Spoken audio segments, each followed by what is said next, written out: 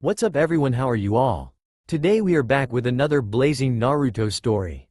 What if Naruto's first kiss awakened a curse, making every girl fall for him? If you enjoy then please like, share and do comments.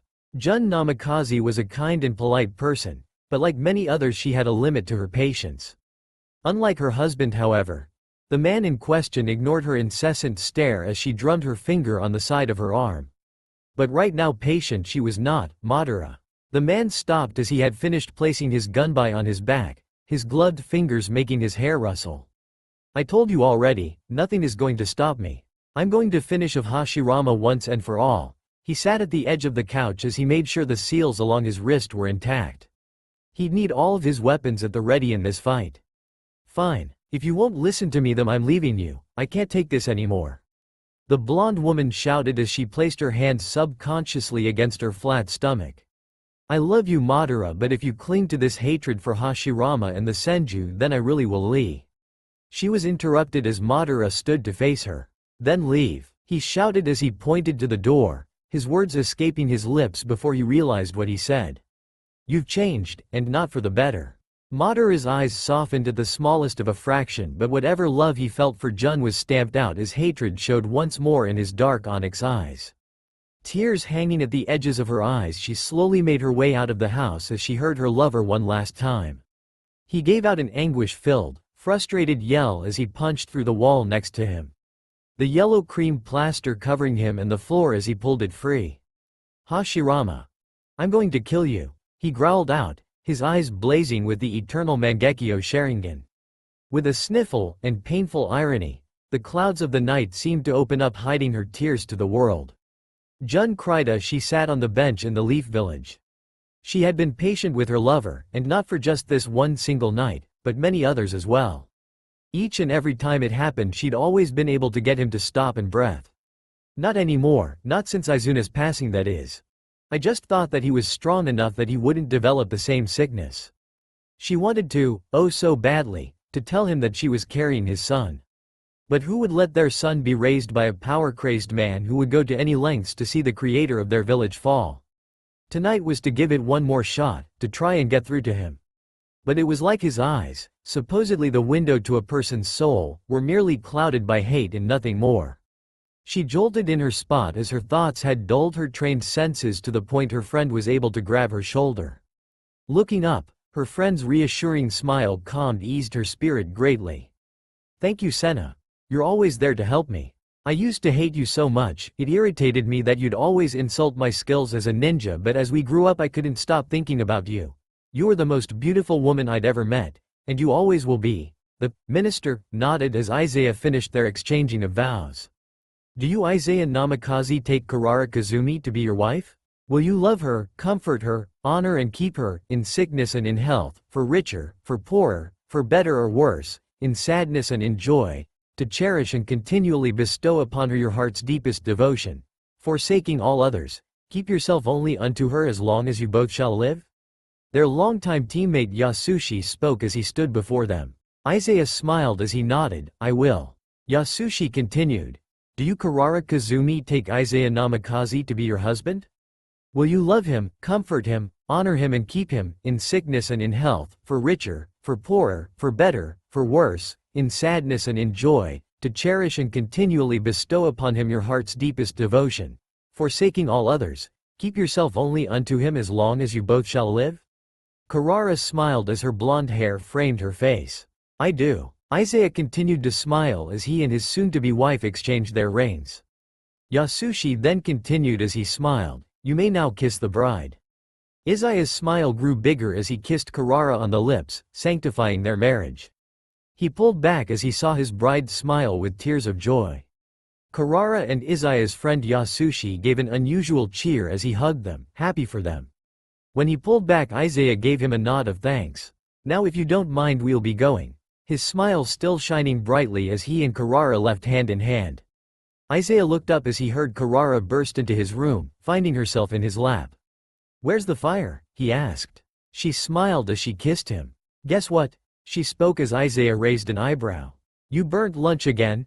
Teasing her about her horrible culinary skills, getting a punch to the shoulder. No you ass. I'm pregnant, She spoke as she cried into his arms. Isaya's eyes went wide in shock. "I'm a dad?" he asked, still not entirely believing the words. "Yes, you are." She cheered again as she just couldn't stay calm. Isaya's eyes slowly closed as he heard the sounds of Yasushi burning in absolute torment. Giving one last look at his beloved wife, he ran a weak hand over her cheek. He'd be with her soon enough. Minato cried as the newly instated Hokage, Hiruzen Sarutobi, spoke to him. "I really am sorry, Minato. Know that they were great shinobi that held the will of fire in them greater than most others. They didn't die in vain, they gave their lives to protect others." He placed his hands on the boy's head as he tried to cheer him up. Minato looked down sadly at his boy as he and Kushina prevented the Nine-Tails Claw from killing their child. "Naruto, we love you so much." Kushina spoke as Minato put his hand together, seal. One Naruto smiled as he left the village with Jiraiya for his training trip, not knowing the events to come. Jiraiya gave a wide-eyed look as he stared into the eyes of his student, the Sharingan spinning rapidly. Naruto had the Sharingan? How was this possible? Minato and Kushina weren't Uchiha and Minato's parents weren't Uchiha, that much he knew. So it left him stunned. 1 year into training, he frowned as he saw the mild smirk come from Naruto as his eyes helped him to predict Jiraiya's rapidly approaching fist. "Nice try, Jiraiya-sensei, but my eyes can see everything you do." His leg snapped out at Jiraiya, who hit him in the chest before a Rasengan fell apart and Jiraiya hit him in the side with his palm. "Naruto, those eyes don't make you a proficient ninja. Don't get arrogant, that has been the downfall of many Uchiha. There are many things that cripple a Sharingan. They are meant to give you a boost, to enhance the massive talent that is already there. Do not rely on your eyes, Naruto." Naruto grit his teeth at the Sanin's words, nodding begrudgingly. "Yes, sensei. 2nd year of training. Naruto, I'm sorry, I have no choice but to seal your Sharingan. It unfortunately has done the same as I've seen in many others over the years." He raised his hand into a ram seal as he placed chakra into the seal on Naruto's forehead, the boy not resisting as he was out cold. The sealing was confirmed successful when the seal faded into the teen's skin. "I'm sorry, it's for the best. You don't need it tainting your mind. I tried my best to guide you. But some things are beyond even me." Naruto frowned as he thought back to yesterday's events. He'd finally made his move. So long he'd wanted to know who his mom was, what she looked like, his move. He had gotten Jiraiya drunk enough to finally get the older man to tell him about his mother. He happened to have a picture of her while she was pregnant with him while she talked to Tsunade and Shizune. She was truly a beautiful woman. Her name was Kushina Uzumaki, the elegant Red Death of Konoha. Reaching success, he tried to push for more about his dad, but and he will always quote, "Sorry brat, I ain't that drunk." He cursed as he left to brood, his reason for being her spent. He sat as he brushed a hand through his shoulder-length black-streaked blonde hair. He and Jiraiya had no idea why his hair was changing, but Jiraiya had speculated it had to do with the repression of his Sharingan, that something involving his chakra was physically affecting him. Somehow that was new thoughts coming to jutsu creation, a topic he had talked to Jiraiya many times about. With his training he had found that awakening his Sharingan, his affinity had somehow went from wind being strongest to it being the weakest. His abilities with the other natures had seemingly increased. He surmised that this meant he would be able to make his very first jutsu a lot easier if it was an earth style, and seeing as he wanted to honor his mother he would do so. He had heard from Jiraiya many earth-style jutsus focused on defense and brutal size. A jutsu that was used by many was the earth style, Golem Jutsu. It made a humanoid figure to defend or assault the user or the opponent. Since earth style was so easy to form for him, he decided that was the way to start. "I guess I could make the golem look like her, I guess," he then smirked. Jiraiya stared in awe as the boy started to show him his first original jutsu. He watched in silence as he went through the jutsu. Mi, Tora, Ushi, Tatsu, Tora, Uma, Yu, Tori, I, Saru, Mi. When he interlaced his fingers he gave a roar as he used his first jutsu creation. Earth style. Lethal personification. His words then brought forth a slight tremor as a huge light brown hand came up from the earth, followed by a forearm and then an elbow. Soon enough the shoulder was followed by a beautiful face. Jiraiya immediately recognized it as Kushina, the detail astounding. When the jutsu was finished, the long-haired woman was visible from waist to head. Every detail made him stare in shock. Brat, that has got to be the most intricate jutsu I've ever seen for an Earth-style ninjutsu. Naruto smirked as he switched from Mi to Tora. That's not all, he then watched Jiraiya as he held a continued surprised look. The earthen Kushina threw her hand into the ground before pulling out a large earthen swords that actually looked combat-ready. She then dropped it as Naruto slipped into the I-hand sign before he did the seals for the fireball jutsu. She then put her own hands together as he went through some hand signs. Jiraiya though swore he heard her voice as he watched the lips move. Mi, Hitsuji, I, Saru, Uma, Tora. Fire style. Fireball jutsu. Jiraiya's eyes almost fell from his head as he watched a stream of flames launch from the mouth of the jutsu. Brat, how is this even possible? Naruto shrugged as he didn't care how it actually functioned as long as it did. That's not the only jutsu either, she can also use water style, water wall. Brat, this is honestly one of the most advanced earth jutsus I've ever seen. I'd peg it at A rank. His words made Naruto frown slightly. Why not S rank? Jiraiya shook his head as he motioned with his hand. It can't move around, meaning it's a solid target. Its offensive capabilities are clearly astounding since it can channel ninjutsu, and the sword means close range damage. So A rank. Naruto growled as he ruffled his own hair in anger. Fine, then the next one I make will be an S rank for sure. Jiraiya nodded before he motioned the boy to dispel it. He nodded as he went back to the Hitsuji sign. The large figure sunk back into the ground as if it was never there, the only sign being the agitated patch of dirt. 2 weeks before the return to the leaf, Jiraiya stared in shock at the ground before him. Part of the forest was just removed by Naruto's second original jutsu. His apprentice smirked with arrogance and some reasonable confidence as he did it once more. He started the hand signs, confusing Jiraiya at first for they looked like the phoenix flower jutsu, Ne, Tora, Inu, Ushi, Yu, Tora. He wasn't surprised as the boy continued. Uma, Mi, Hitsuji, Tora, Saru, I, Uma, Tora. Jiraiya's mind noted the seals for Grand Fireball, but he smirked when the boy made one more. Fire style. Lunar Bloom Jutsu. The boy's mouth breathed out 6 small flames of fire before they tore through some more trees. It then smashed together as it made a large ball of fire that burned brightly. It then burst into a long geyser of flames, before becoming a large wall of fire destroying more lush trees. Well? He asked hopefully as he looked at his sensei. Jiraiya gave him a thumbs up. Just barely S rank, it not only can have a slight potential for defense because of that wall, but its offensive abilities are an absolute being as it attacks multiple enemies at one in the beginning and then in the end again if you are fighting a large group. I must say Naruto very good. The boy nodded before he sat down rubbing the back of his head with a big smile. His hair not had reached his mid-back and seemed more black than blonde. Return to the village. Azuma were called many things such as the eternal Chunin and the midday morons, for the fact they were always on gate duty, and of course today was no different. Dude, this is so lame. I'm sick of this. He hit his fist on top of the wooden counter in frustration. Ha, sucks for you. I have a date with Mahane after our shift is done. Kotetsu's smirk and words angering Izumo. Not cool man, I told you I liked her. Kotetsu shook his head wagging his finger. You should have asked her first. You know how we work, first move, first dibs.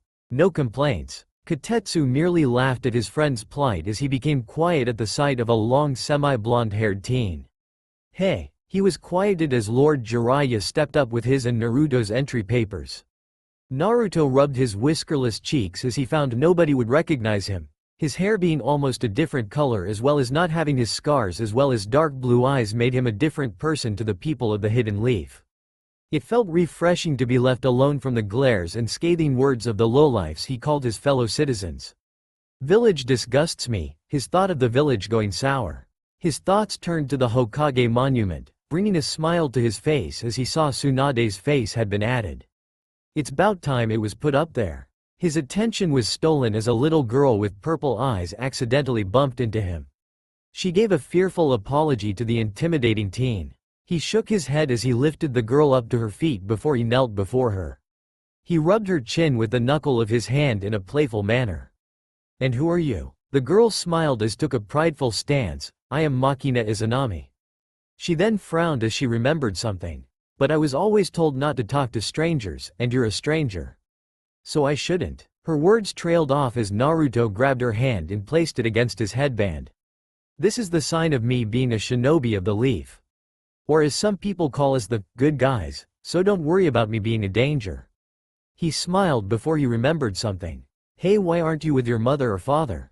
He noticed the abrupt personality change. Was she? I don't have a mom or dad anymore, they abandoned me at the orphanage, she said with a frown, not noticing the pronunciation fault, something an 8-year-old shouldn't have. At least not for this reason. Her expression of anger began to give way to sadness as she started crying. Naruto raised an eyebrow as he heard a loud voice call out to him.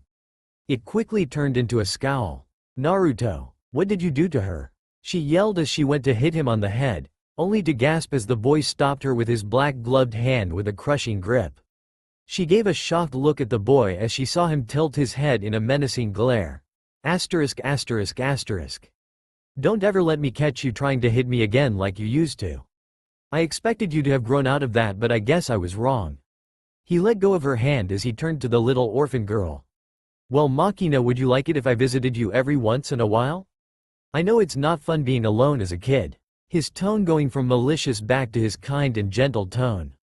The little girl rubbed her puffy eyes as she started hiccuping. Really? She asked as she gave a hopeful look. Naruto smiled as he gave an abrupt nod. He ruffled her blackish purple hair. I mean it, whenever I have free time I'll visit you. For now, how about you just tag along with me? Would you like that? She nodded as she grabbed his larger hand with her tiny one. No problem, big bro, she cheered. Naruto laughed as he lifted her up to his shoulders. Well, then you can mark today as the first day you've probably ever talked to the Hokage? She grabbed his hair roughly as she leaned over into his face. Really? She asked with joy. Yep, I happen to be the reason why she is Hokage. Makina gave a gasp as she leaned back up behind his head. That's cool. The duo then joined the approaching form of Jiraiya as they made to head to the Hokage tower. Hey Naruto, Sakura, who's the little one? He asked as he pointed to the dark-haired girl. I'm Naruto's new little sister. She cheered with her hands up into the air before squealing as she almost fell off. Well, aren't you adorable? He spoke as he patted her head. She only smiled more as she wrapped her small arms around Naruto's forehead in a hug. Sakura followed quietly, still shaken a bit by Naruto's eyes from earlier. Naruto gave a small chuckle as he felt the little girl tugging lightly on his hair every once in a while. He found himself outside his second favorite place in the leaf, Ichiraku Ramen.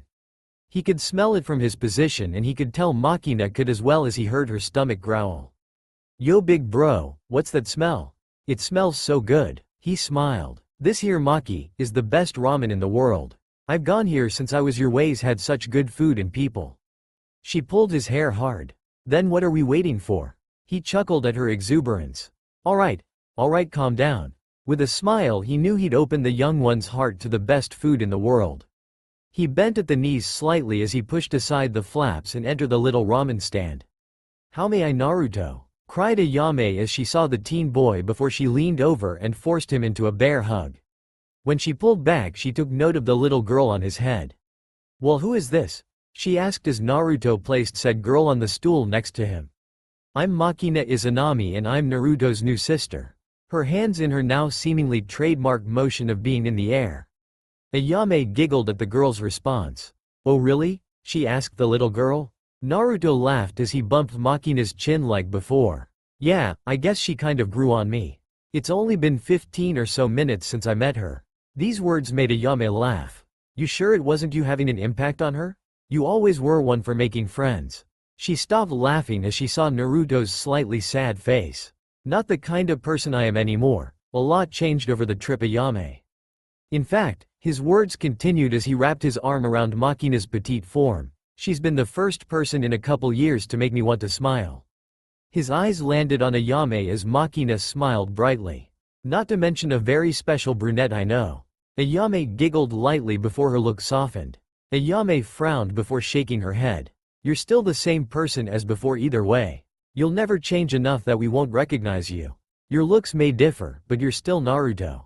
Leaning over, she pushed up his headband and gave him a kiss on the forehead. Leaning back, she winked at him before Naruto saw Tucci enter.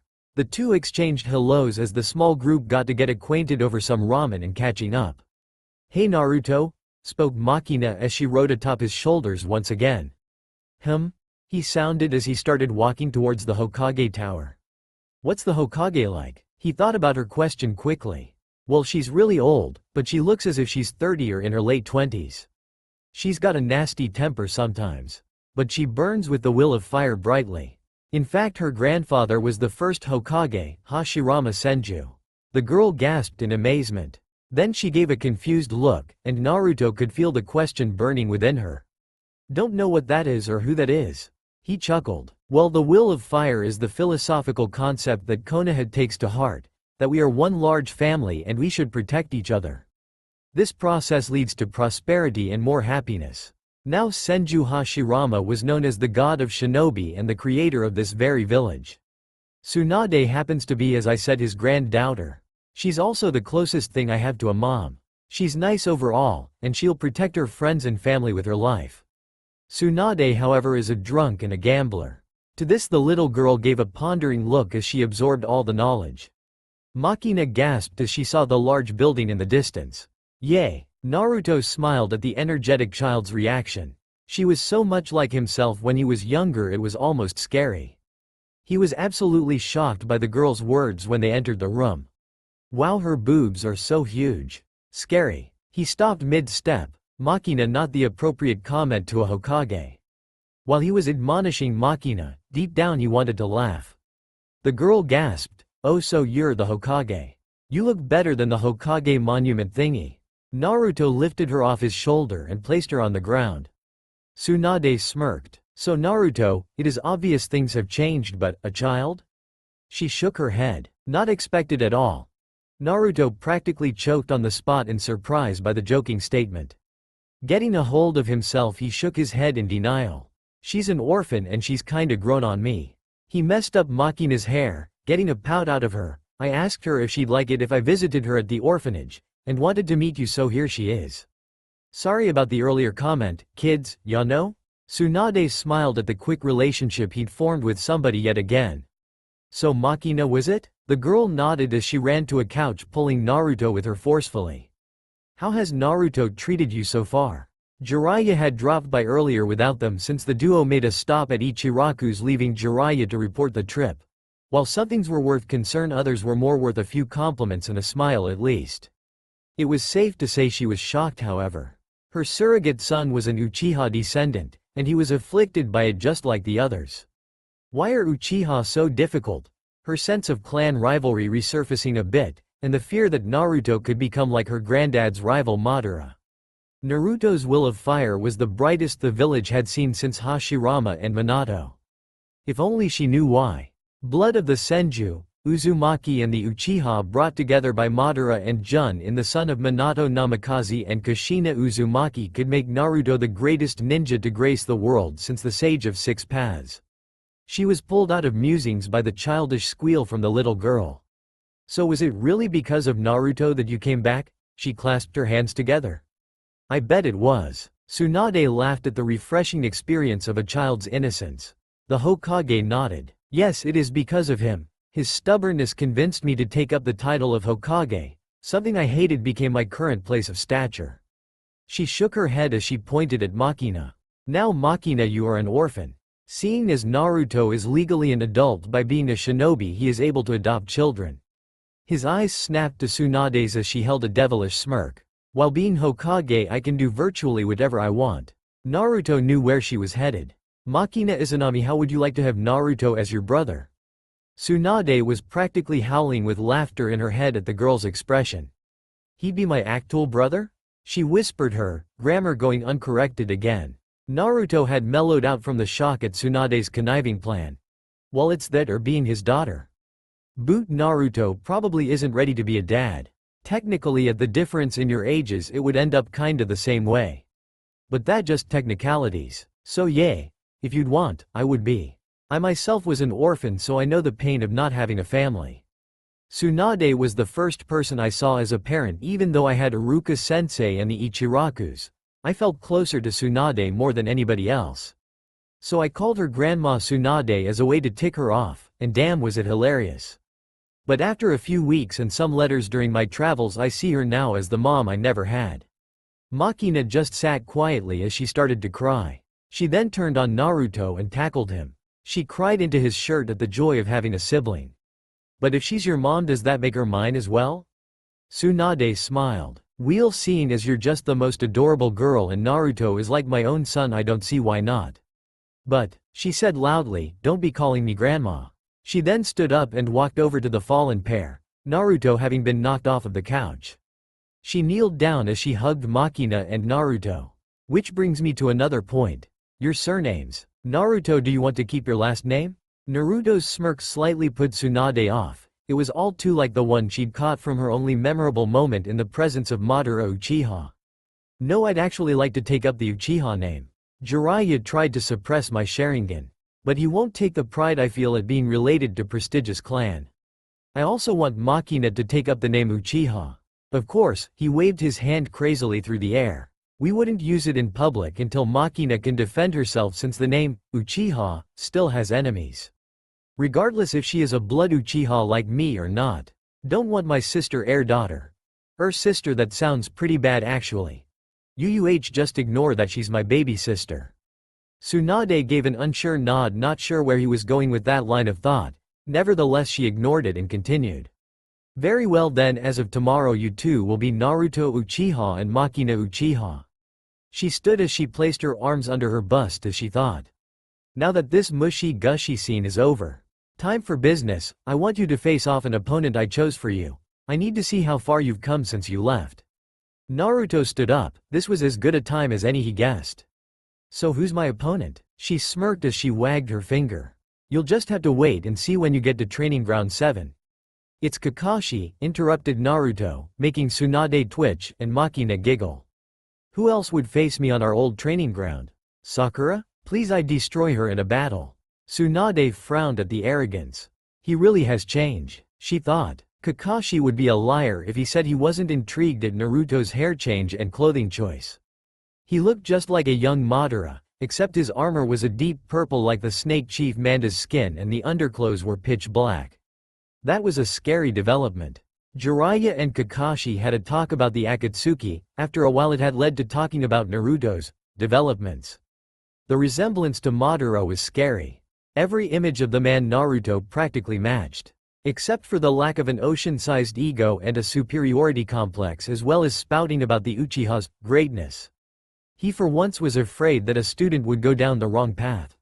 Yes, Kakashi Hitaki knew it was only a matter of time until Sasuke was going to betray the leaf.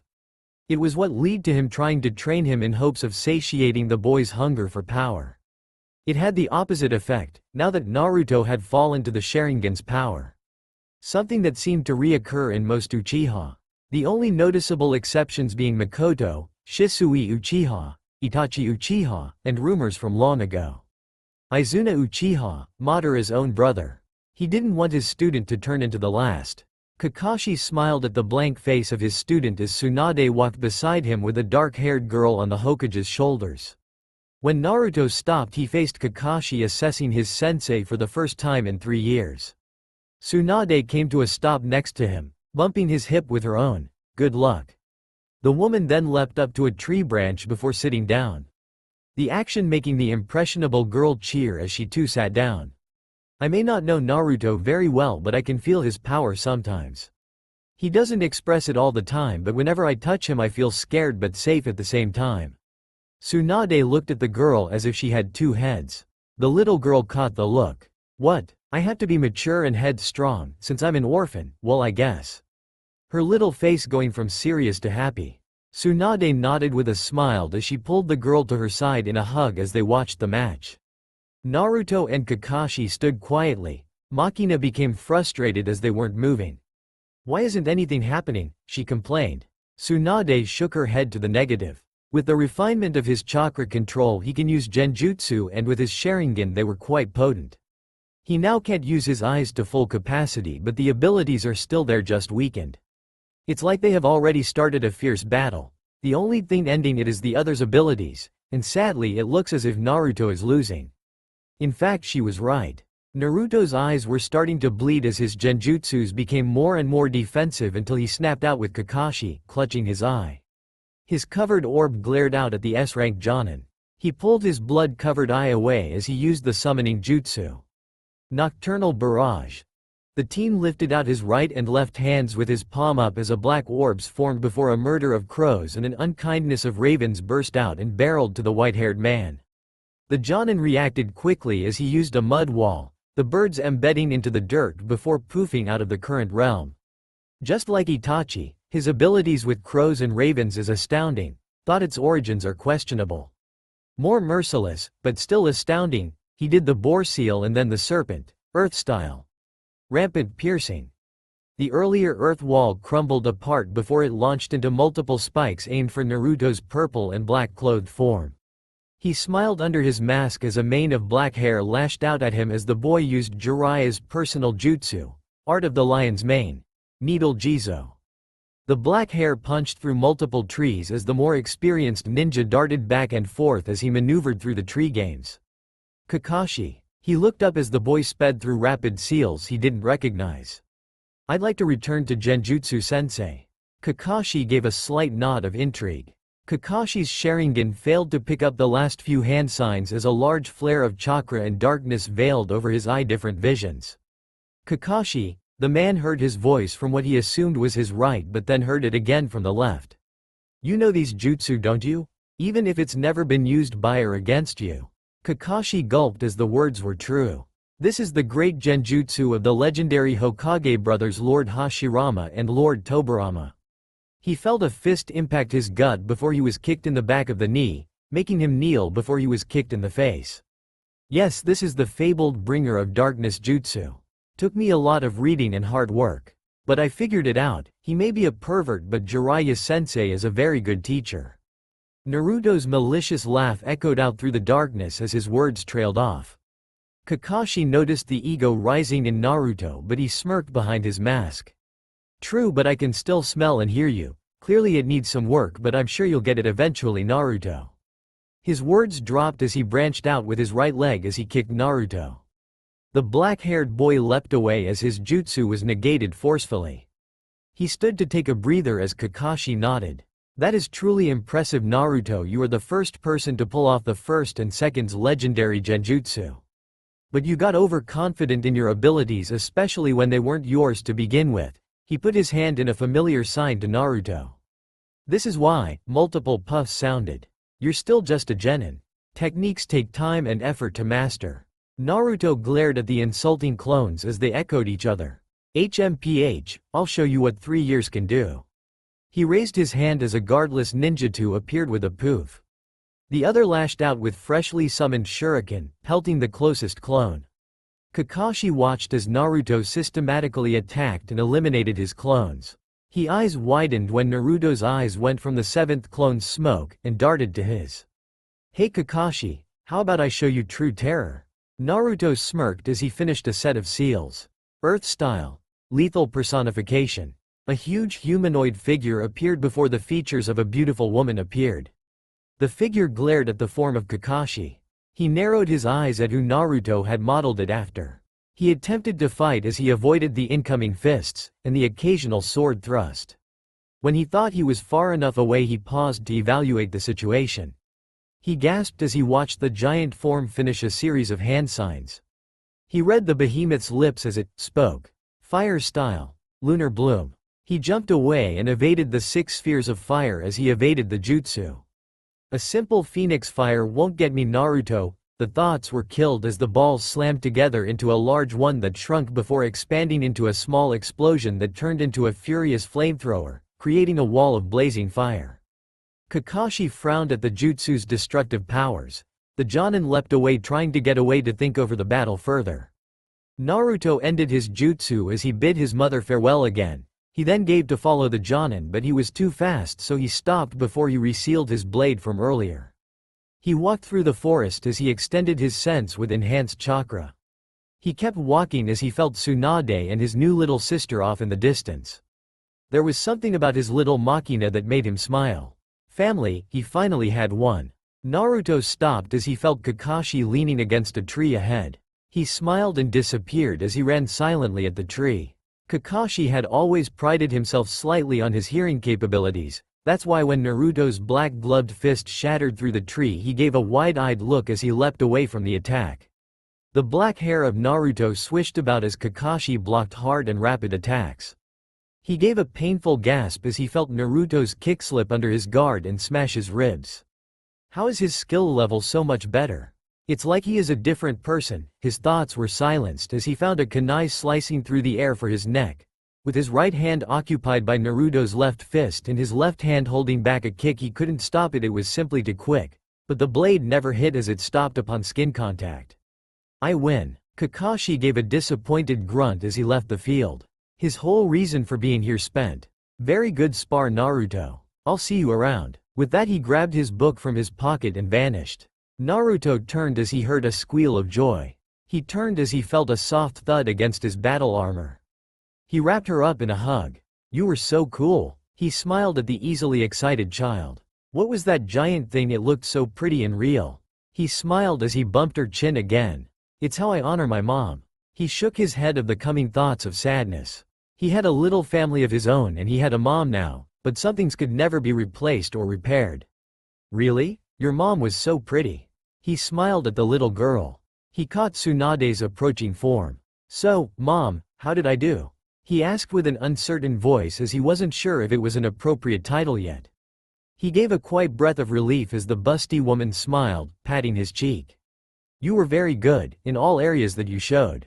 You were smart, and became aggressive as to not let Kakashi get a chance to analyze your fresh abilities. His greatest strength was turned against him when you did that. But, Naruto's expression drooped a bit. But, you need to show restraint. You rushing in seems to be something that stuck even through all your changes. She leaned down as she wrapped her arms around him. And I'm so happy it didn't. You wouldn't be the same without it. Just promise me and little Maki that you'll at least be a bit more patient? He nodded as he looked at the two. I have a family finally. A mother and a sister. I'm never going to die now. He said with a smile. Few weeks later, Naruto had lost all of the blonde in his hair save a few minor strands, and it now reached his tailbone. With his scars gone, people rarely recognized, but the ones that did gave him burning glares. Whenever he would walk with Makina around the village to get her better familiarized with it, he'd hear whispers. Look, that demons possessed the little girl. I feel so sorry for her. Hey, I even heard that the Hokage's under his control. No way. We're gonna die if that bastard keeps living. He was getting sick of it. He should have remembered how they treated him more clearly. Because of his short-sightedness, Makina was being glared and pitied. Plus the girl was starting to pick up on it too. Hey, Maki. Just ignore the looks, he said as he looked up at the girl on his shoulders. She nodded with a raised eyebrow, but she could feel the emotion hidden under the words. Okay bro. He smiled as he walked to Tsunade's house. Over the time between his return and now, he had been offered to move into her house, being that his own was dramatically vandalized. Something he had expected to have happen. He was surprised though when she offered her home to them. Her only comment being, "It's the way a family should be." He frowned as he opened the door. It wasn't the only thing to happen. Gaara's tailed beast was removed, and Lady Chiyo had sacrificed herself to revive Gaara.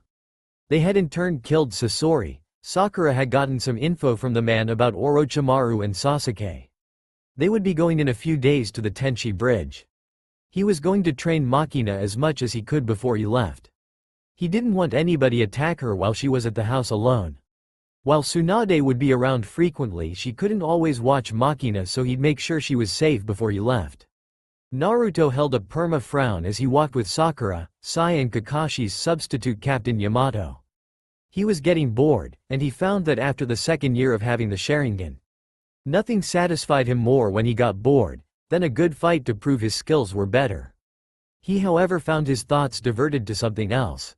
He was still trying to understand how to make his first lightning-style jutsu stabilize. He wanted a jutsu that would shoot around quickly and kill anything that was in his sights. Anything he saw, the electricity would kill it or destroy it if he willed it. But so far the jutsu would fizzle out and stop working upon the start. Sai tried to engage in conversation with him again, but he ignored him, settling for walking with his arms crossed over his armor. Sakura had remained quiet for most of the traveling, but would talk to Sai every once in a while. He was starting to act a bit more human, but it could easily be fake interaction. He stopped when Yamato called out, "We'll make camp here for tonight." Naruto held his leader with an annoyed look as he used more wood-style jutsu to make a house. When it was complete, Naruto grabbed the highest floor for himself. He sat with his back against the wall with his arms crossed as he thought. Flashback. Wrong, Naruto said as Makina failed to hold the leaves to her arms. Do it again. His words rough and brutal, his voice foregoing its gentle tone. It was that of a teacher now, drilling into her the techniques she'd need to survive from any vigilante villagers trying to save her from his influences. I'm trying, she yelled at him, his reaction though scared her. You're not trying enough. Naruto snapped, but stopped as he saw Makina run away crying at his words. The long-haired boy slumped to his rear as he gave a frustrated grunt. He shuffled his hands through his hair with the movement. He sighed as he went to find the young girl. He stood up before he formed the half-ram sign, focusing his chakra as he sensed for the crying girl. He had always denied it when Jiraiya mentioned it, but being a sensor was actually useful for once. He smiled lightly as he leapt to the trees when he found she wasn't too far away. Naruto walked slowly as he approached the tree Makina was in. Her initial reaction was to yell at him to leave her alone, but he ignored her and simply sat next to her on the branch with his arm pulling her into a hug. He looked up through the leaves and branches as the sun started to fall through the horizon. Look Makina, I'm sorry for yelling. I just don't want you to be defenseless when I leave the village. You can't protect yourself like mom can. I just want you to be ready. She looked up to him as she nodded. I'm sorry I can't learn what you need me to as fast as you'd like. She raised an eyebrow as she heard Naruto laugh lightly. Actually, you're learning the leaf exercise quicker than I am. He looked down only to narrow his eyes at his sister as she stuck out her tongue at him. Makina punched him in the shoulder. Then don't yell at me to do better when I'm already better than you. He growled as he stood on the tree branch. Better than me? You think you are better than me? He asked out loud. She smirked with a nod. Oh, it is so on. He grabbed her wrist as he dropped down to the ground with her. Then prove it, he shouted as he patted his black-clothed chest. He hadn't worn his armor in case he decided to spar with Makina. It wouldn't do if his sister's little fist broke upon hitting him. He smiled as the younger Uchiha gave a roar before she charged at him, using the Uchiha taijutsu he taught her proudly. Present, Naruto smiled as he thought back to the few days he had to train her. She was without a doubt a prodigy like himself. He nodded to himself as he pulled the purple plating from his chest, setting it aside with his ninja tool holster. He then unsealed a pillow as he lay back to sleep. Izuna's revelations. Izuna was getting concerned about his brother again, something that only happened every once in a while. He noticed he was absent from the evening meals more than usual. He would always become defensive when he was asked where he had been at night. Based on his behavior, Izuna could only come up with one thing. His brother had a girlfriend. Oh boy, this is too good to be true. He laughed to himself as things started to click to him. He waved to the little girls that ran by him as they laughed and giggled. The village hidden in the leaf was yet to be formed, but the Uchiha clan's compound was bursting with talk about the future. He knew, however, that some wouldn't accept it. He didn't like it, but if his brother fought for the Uchiha clan, he would join no matter if the village was formed. As he rounded the corner, he found himself thinking about the clan. Its arrogance was known very well around the world. It could very easily fall prey to ideas of a coup in the future. He needed to find a way to ensure that some of the clan's bloodline would be traced to Madara if he knew his brother's prideful ways. His brother would end up with a son or daughter. Then there was the hatred he had for Hashirama. He would probably lose that child and its mother by picking his hatred over the love of a woman. Izuna sighed as he rubbed his hair. He needed to talk to Hashirama. He placed his right hand into the pocket of his black pants as he walked past the compound gates. The young man soon found himself outside of the residence of the Senju brothers. He knocked, only for the door to be opened by a girl of the name of Toka. What do you want, Uchiha? She spoke with venom. He smiled as he raised his arms to the side in a hugging gesture. I'm hurt, Toka. Can't we get past that little night? The girl frowned as she ignored his plea. Said Uchiha had accidentally saw her naked by a secret waterfall she had used to bathe. She was still angry at the prodigy. Izuna dropped his arms as he got serious. I'm here to talk with Hashirama, it's about Madara. The girl scoffed at the mention of the man. Fine, come in. Present, morning, Naruto. Naruto awoke to the irritating voice of Sakura. He had a pleasant dream of killing said woman over and over again in multiple excruciating ways. Why hasn't anyone killed this bitch yet? He pondered as he went to grab his armor. That's right, we are here to find Sasuke, of course we'll be in a hurry. He looked up at the leaving form of Sakura, stupid fucking fangirl. He spoke with a huff as he stood, patting his hands together. He held his blank face as he watched Yamato's house retreat into the ground, before turning and walking down the trail with Sai in the lead. The Uchiha's thoughts for the first time in 2 years were about the traitor. I don't care about the bastard anymore, but now that I'm an Uchiha it's my job to clean up the family trash. He looked up as a bird flew above. Yamato gave the boy a look as he watched Naruto make the shadow clone seal. He smiled as he watched the boy give commands. Well, using the clones as a way to train while traveling, and being recon at the same time. He's sure to impress, Kakashi. Sakura for once was quiet, her thoughts on the coming encounter. Finally Sasuke will be back with us and we'll be a team again. 3 hours later, Sai looked at the boy walking beside him with curiosity as he went from frowning indefinitely to smirking. He shook his head as he ignored the weird boy. Yamato signaled the three to halt as he saw the bridge off into the distance. All right team, there is a chance of running into Orochimaru, and sadly we don't know who it is we are meeting with. While hanged as Sasori, will confront the spy. If everything goes to plan, we might have even found a link to Sasuke. This had led to the three ninja crouching behind a log as they waited for Yamato's signal. Naruto however had different plans. He had been reaching out with his sensory ability. He had long gotten over the revelation that the spy was Kabuto.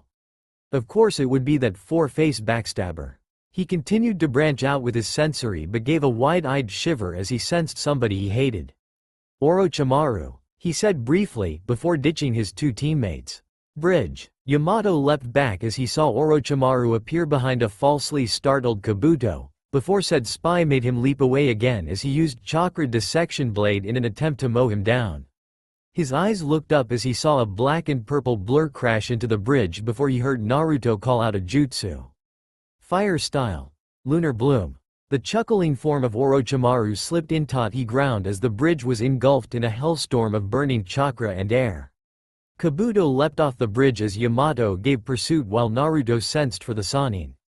The teen smirked as he made and transformed a clone into a Fuma shuriken before he launched it off the side in an arc before using a kunai knife to alter its path making it go under the bridge.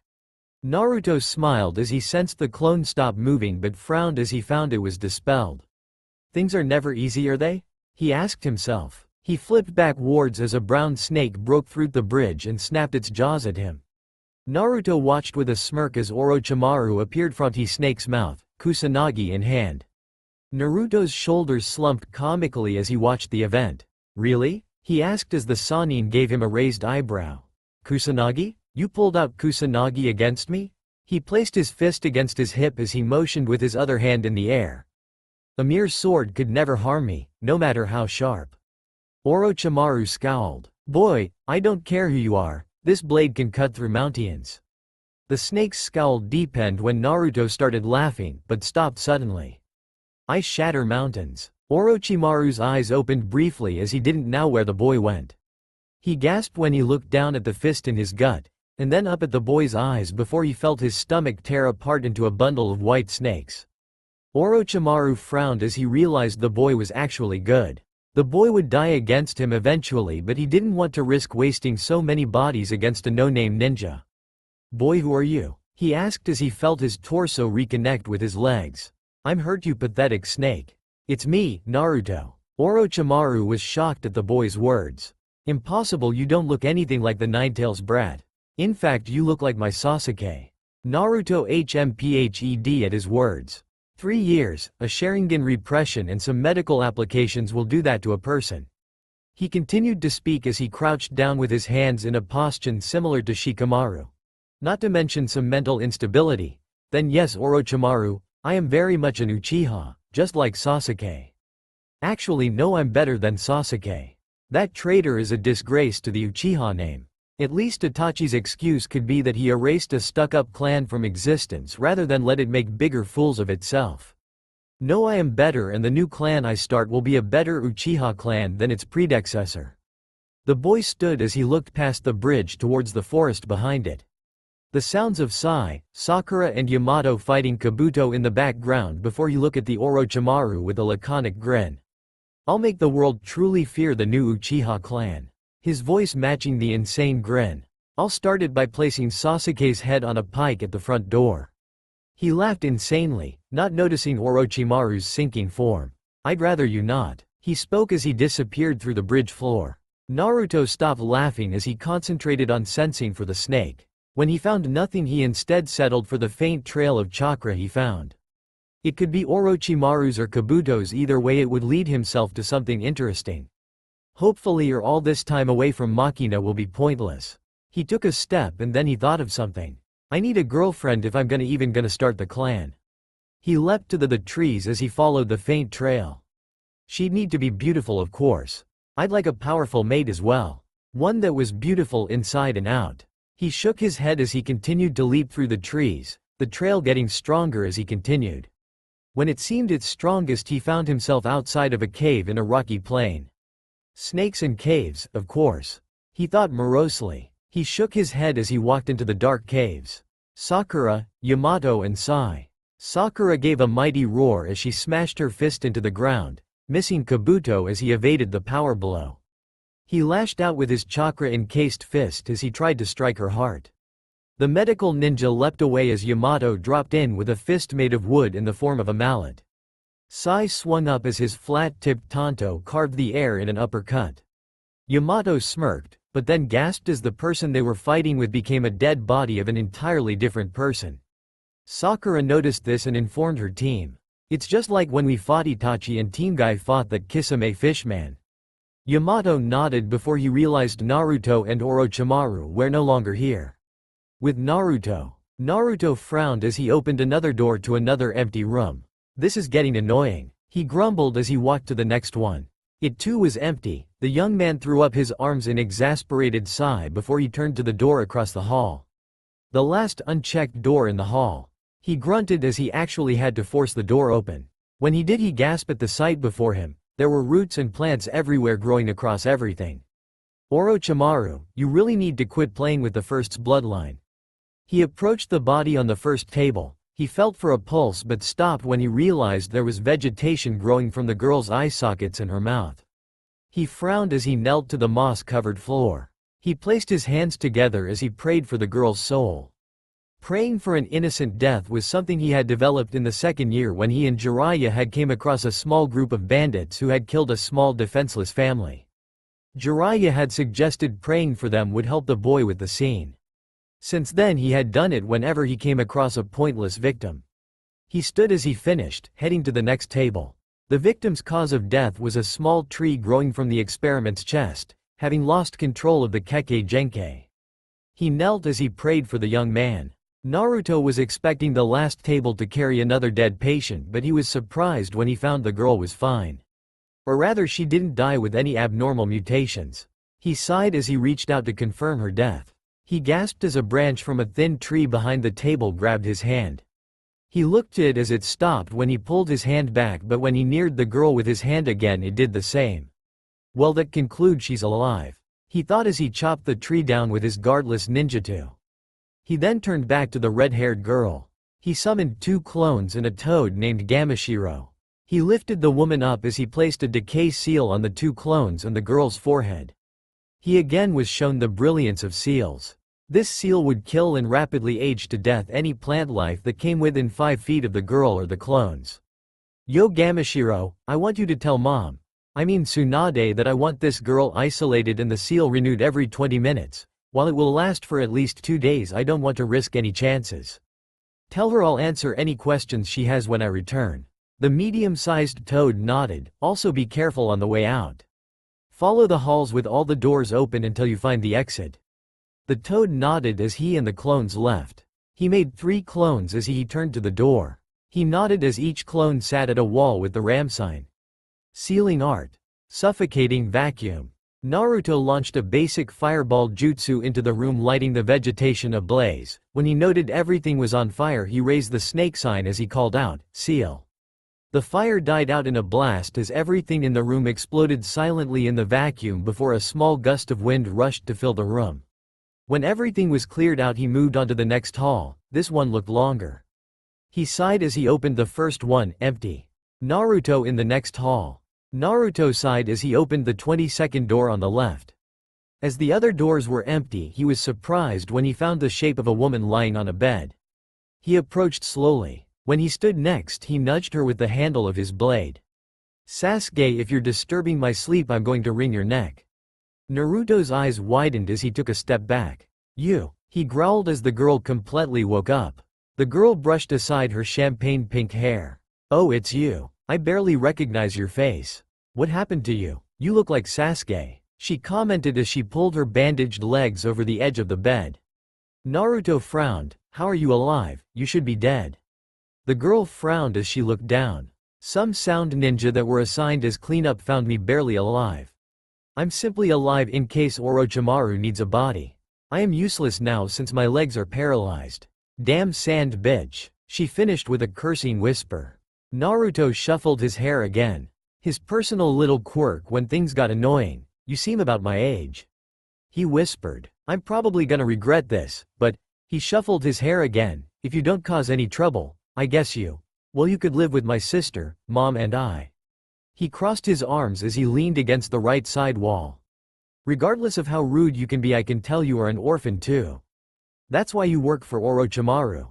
You have no family." He frowned as he looked down. "Like me and like Maki," he looked back up with a small smile. "Or at least we used to, and I'm sure mom would accept you all the same."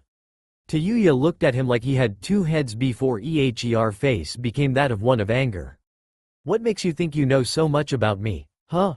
she shouted as she went to stand, but with her crippleness being forgotten, she fell forward only for Naruto to catch her with his arm. He leaned her back against the bed's edge. "I know those eyes all too well. Makina had them, I had them, Gaara had them. You have that look, and I hate it. Nobody should have to go without a family." He placed his hand on her head as she pouted a bit at the annoyance of her hair. Naruto smiled. "Family is family. It doesn't matter if you are blood or if you adopted." The girl looked down as she felt something drip onto her hand. Her eyes clenched shut as she felt tears of joy. This boy, who barely knew her, was offering her a chance at family. Something she wanted for the longest time. She grabbed him in a hug as she cried into his shoulder. "Yes, if it means I'll get a family, then yes," she sobbed. He smiled as he lifted her up bridal style. He ran down the hall as he followed Tayuya's directions. He became serious as Tayuya pointed to the door. He placed her next to the door as he pushed it open. "Whoever it is, if you don't want to die, then leave." Naruto narrowed his eyes at the boy's laying form. "Still think you're better than everyone, it seems," spoke Naruto as he ran his hand through his hair. Sasuke sat up as he came to rest his blazing Sharingan on Naruto. "Who are you?" he spoke as his eyes spun. "With Sakura." Sakura gave a frantic look as she heard a loud explosion off in the distance of the base. She and Yamato quit checking out the burnt room as they continued further into the base. Back with Naruto and Sasuke. Sasuke glared at the teen before him. "This was Naruto? Please, you're not the Dobi. That loser would be yelling about bonds and being best friends." Naruto shook his head. Sasuke was really stupid in Naruto's mind. "You're pathetic. I'll tell you why I look different, you bastard. It's because I am an Uchiha. I am stronger than you and I don't even need the Sharingan." Sasuke's eyes burned with anger at the teen's words. He went to open his mouth but was stopped when Naruto released killing intent in the form of his glare. "Don't you dare speak about the Uchiha as if they are the greatest thing in the world.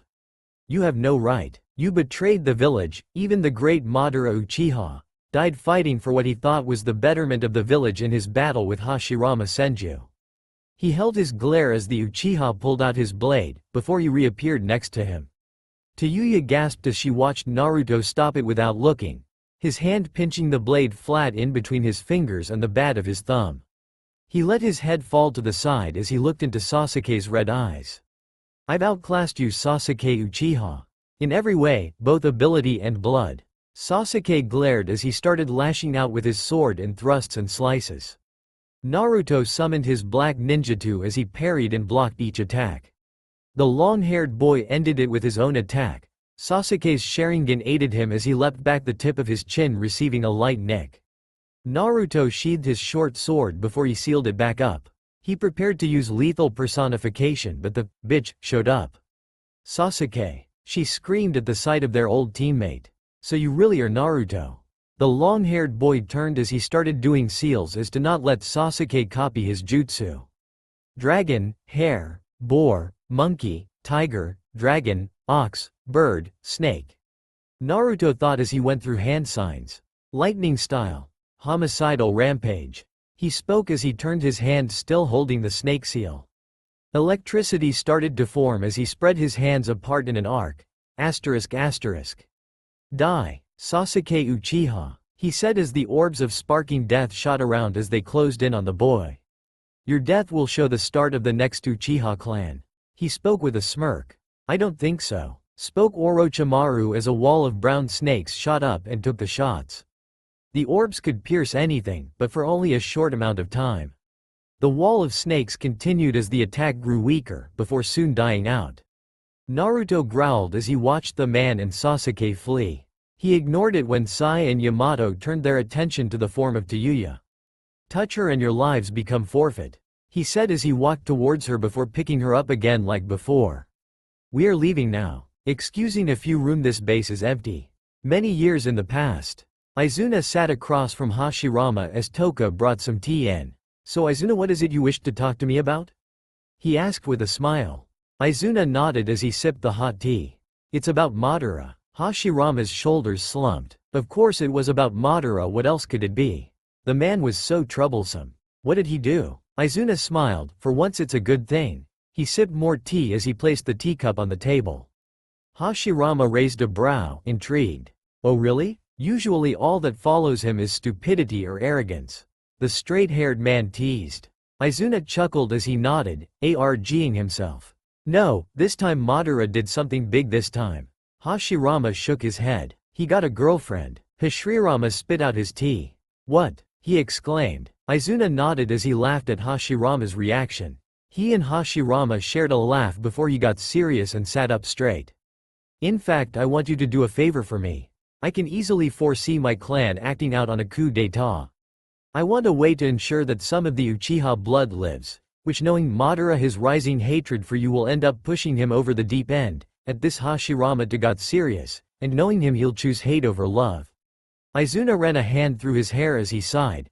I want you to assign a no-name clan to the personal recording of Madara's bloodline when you and him officiate the creation of the Hidden Leaf. Hashirama was glad his brother wasn't here. If Tobirama heard this he would have immediately started raving about the Uchiha's betterment to be dead.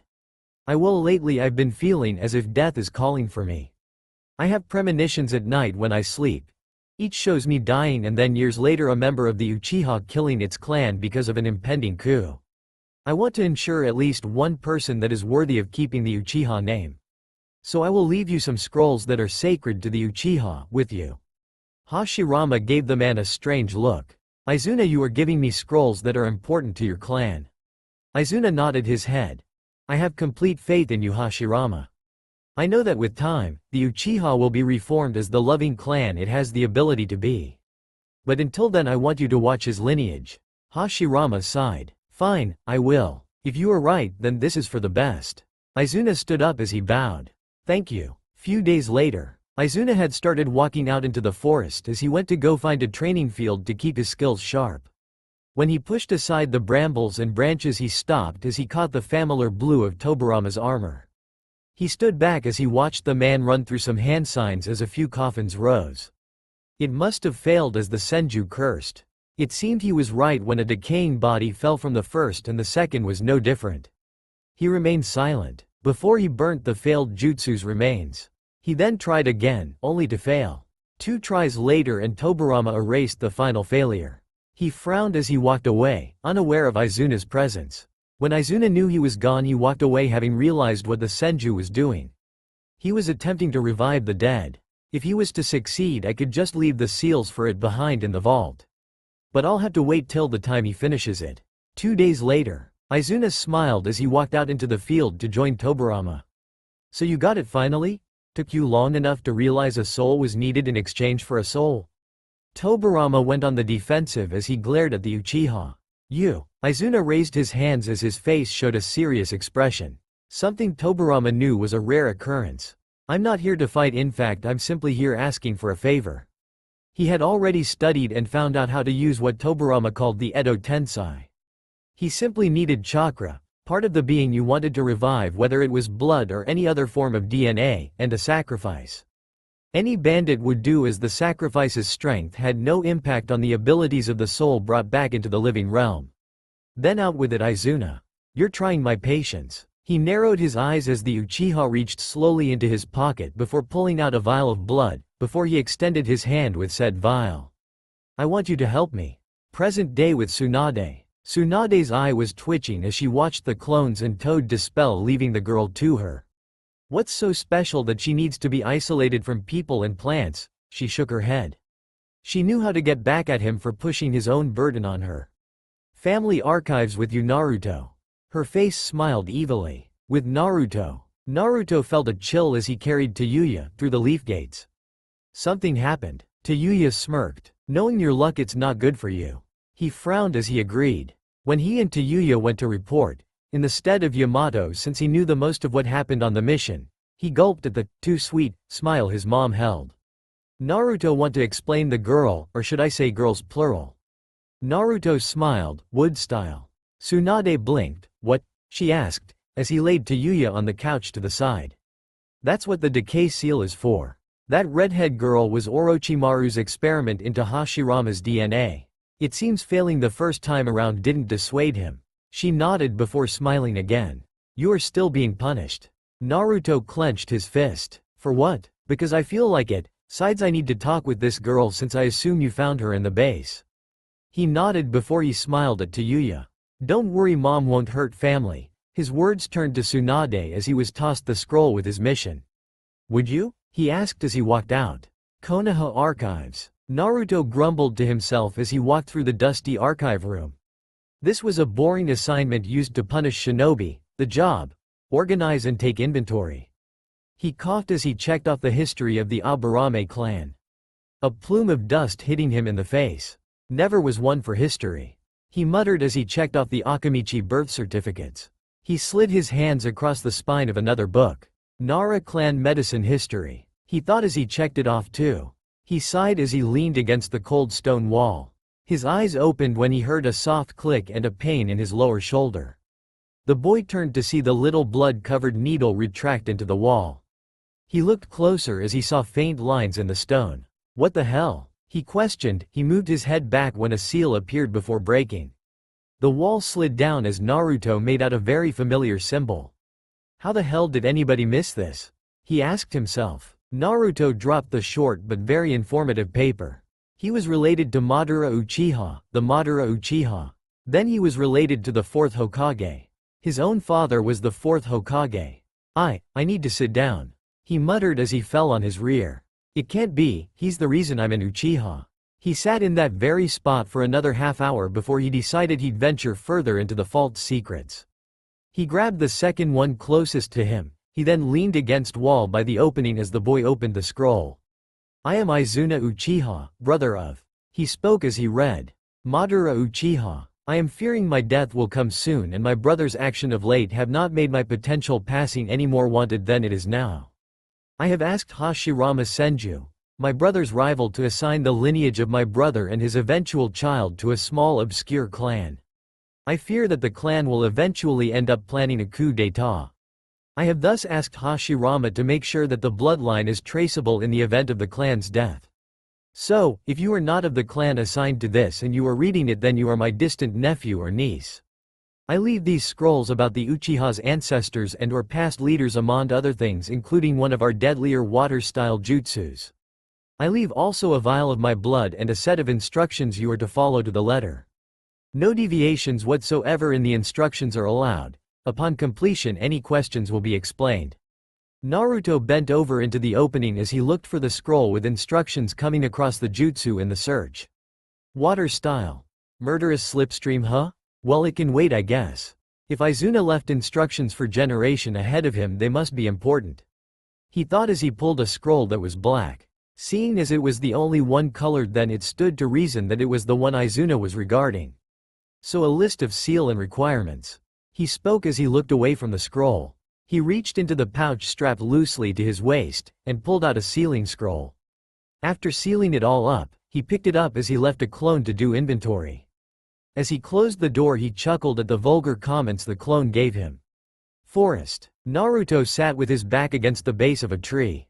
He looked at the scroll as he practiced the seal without chakra. So it's just tiger, snake, dog, dragon, and then I clap my hands together. He smiled as he continued reading. When he read the jutsu earlier, he frowned at the requirement. A life for a life. Any bandit should work though, and so he had ran through the forests until he found a camp of 2 bandits. He had killed them quickly and laid one out on top of the seal center he'd drawn nearby their camp. He then sped through the seals he practiced. Summoning, reanimation. He watched as the body was overcome by what seemed to be paper tags before a black-haired young man stood before him. The man had fair skin that had cracks forming across his body and clothing, with hair of such a dark blue that it looked black. His bangs parted down the center of his face to frame both sides of it. The man was wearing the standard Uchiha outfit from the era of the warring clans, consisting of a high-collared, blue shirt that split at the front of the waist and continued to his hips with the Uchiha crest on the upper back and blue pants which were wrapped up in bandages at the ends around mid-calf. On his waist he wore a bandage belt that held a sack for his ninja tools. The man's eyes now had black sclera with his Monkyu Sharingan standing out. Said Sharingan's design was 3 bars extending from the pupil. Naruto went on the defense when the Uchiha struck out at him with his straight katana. Naruto didn't have armor to block glancing blows from the sharp weapon, not to mention there was something different about the Sharingan the man held. Naruto gave out a forced breath of air as he was kicked in the gut. He made some shadow clones without seals as he leapt back. This man was quick, that hit was painful. He thought as the older man's katana sliced through his last clone. Naruto frowned as he went through the standard fireball jutsu. He watched as the man countered with a grand fireball jutsu, destroying his own and going after Naruto. Said boy cursed as he leapt away from the incoming flame. He landing on the ground as he formed the Rasengan and left his hand. The Uchiha, being from a time before the 4th Hokage, didn't know what the Rasengan was and tried blocking the attack with his arms. When the attack hit, the Uchiha's eyes widened when his arms were ripped apart. Naruto pressed the attack as he pursued the Uchiha, a fireball jutsu escaping his lips but also blocking his view. His lightning-quick reflexes alerted him when Shuriken plowed out the back of the fire and at his body. He summoned his own Shuriken as he retaliated. The result was a loud clattering of metal upon metal as a few sparks came to life. His eyes widened when he dodged a kick coming from his side and a leg dropping down on his left shoulder. The force was so great he let out a brief cry of pain as he felt the bones in his shoulder break. The Uchiha's clone then grabbed the boy by his black shirt and spun him into a hard throw. Naruto cursed as he came to a kneeling position. "Haku, if I ever meet you in the afterlife," he started. The long-haired boy raised his only mobile hand as he sped through seals. "I will certainly thank you." The Uchiha's eyes widened briefly before smirking himself. Fire style. Grand fireball jutsu. The genin gasped after a few seconds. Naruto turned around with his hand open. He screamed as he felt a kunai go down his arm, piercing into the bone marrow of his radius. He narrowed his eyes as he leapt from the Uchiha. "I am not going to die here." He ducked under a roundhouse kick from the blue-haired man. He spun with his leg trying to knock the man off his feet. He failed terribly. The man leapt up over the attack before landing on Naruto's shin. Naruto screamed as he landed down on the boy's shin, fracturing it. All Naruto could do was glare up at the older man. "So this is the capability of my brother's lineage?" Naruto's eyes snapped up to his as he glared at the man. Naruto's eyes widened as he felt something snap. "That's more like it," whispered the Uchiha as the boy broke from his genjutsu-induced fight. Naruto's eyes bled as his Sharingan spun. "I'll teach you for making a fool out of me. I may not have been raised by the Uchiha clan, but I am far better than whatever they could breed. I will soon surpass even Itachi. Once I crush him, I will erase Madara Uchiha and replace it with my own name." He sped trough hand seals. You will be my newest stepping stone. Fire style. Lunar bloom. The Uchiha raised an eyebrow. Oh really? Well then I'll make sure to be quite the step. The man smiled as his closed right eye started to bleed, the encroaching flames glowing across his face. Amaterasu, he shouted as his eye spouted ethereal black flames. When the black fire beat Naruto's, he pushed forward himself. Inferno style. Soaring death. Naruto's eyes widened as he recognized the black flames. Just like Itachi. That's why your eyes are different. He avoided the bird-shaped flame as he ran to the side. I can't get touched by them and I have no way of sealing them like Jiraiya. He leapt over a bush as he dodged the flames. Jiraiya told me there was only one weakness to this jutsu. The Uchiha spoke with a raised brow. Oh, a weakness? Well, I am always open to new lessons. The man spoke with sarcasm. Naruto smirked as he closed in. The only weakness, he spoke as he threw down smoke balls and made clones. Is you? The Uchiha's eyes widened when he heard a fist approach the back of his head. He turned, catching the boy and Tsukuyomi. He frowned when it poofed into smoke. A shadow clone, he turned with his palm raised at the clone's bare fist before flipping it over his body. Following it through with a swift jab to its throat, killing it. The Uchiha growled as he was tackled in the back before he could move from the action. A growl escaped his lips as he found his body couldn't move. Your body's movement has been sealed until I deem you are able to move. Now answer some questions. First, who are you, and second, why did you straight out attack me? He spoke as he placed his elbow into the Mont's neck, right above his Uchiha crest. I know you're an Uchiha. But you are not from this generation. Everyone is dead save for Itachi Uchiha, Sasuke Uchiha, and me. So speak. I was merely challenging my brother's lineage. It is only possible for the descendant of his blood to be able to access the secret vault I set in place. I long ago asked Hashirama to follow my brother's bloodline. I knew if I died that my brother would come to leave behind the love he had formed with the woman he decided to love. In that he would give up the child I knew would end up being born without his knowledge. With my eyes I was able to see your own were sealed, so I put you in a life or death situation to break it, which while a major gambled it worked out in the end. He sighed into the ground. Naruto raised an eyebrow at the revelation. Then the man nodded into the ground. I am Izuna Uchiha, the reason you summoned me, and the reason you know of your lineage. Naruto sat back as the seal disappeared from his palm, allowing the man to sit up. That also means I am your great-grand-uncle. He smiled at the boy's face. Well, Naruto didn't know what to say. I must say it does sadden me though that the clan is all but gone. Naruto shook his head. No, the clan is gone. Sasuke and Itachi are traitors, and if what you said about the clan eventually experiencing a coup, then Itachi might be redeemed. He could have killed the clan when he found out that a coup was possible. Besides, I don't really want to kill Weasel. He protected me in my youth and was one of the closest things I had to a brother. Izuna nodded as he leaned back on his palms. Well then I guess stories are in order, but first. He started before his fingers became laced with chakra. Naruto watched as he made a small seal. He then formed the half-ram sign. Naruto's eyes widened a bit as he watched the cracks on the man's body disappear. What did you just do? Naruto asked. Izuna smiled. I helped with the finishing of this jutsu. Me and Tobirama Senju decided that if we were to die we would need a way to counter reanimation in case somebody learned it. It keeps us alive after removing the summoning contract formed by the jutsu on the soul of the resurrected, while retaining life and essentially unlimited chakra. Naruto gasped at the information. Well then, when we are done with our catching up then I need to do something. 3 hours later, Izuna frowned at how the village had turned out. Did they not know the difference between a scroll and the kunai sealed inside? He shook his head at the ignorance. Well, if that is all then I must do something. As I said much earlier. The young man took out a kunai and nicked Naruto's hand. Don't worry, I'm just gonna use reanimation. He frowned. Sadly, I can't bring back my brother without any DNA from him. The jutsu only targets the X chromosome in the genetics of the DNA used if it is a descendant. Only your mom, your grandma and your great-grandma. I don't know either of them, so they will be quite the surprise. You however have read the lineage, so you at least know their names. He smiled with closed eye as he joked, let's hope they don't attack you straight from the start. Naruto rolled his eyes as he watched his uncle use the space-time ninjutsu. Summoning. Reanimation. He spoke as he consumed the last bandit's body. Naruto waited as the body slowly formed a thin and lithe woman. It's. Izuna looked at his nephew's face. You recognize her? Naruto nodded as he stepped closer, his hand reaching out to her.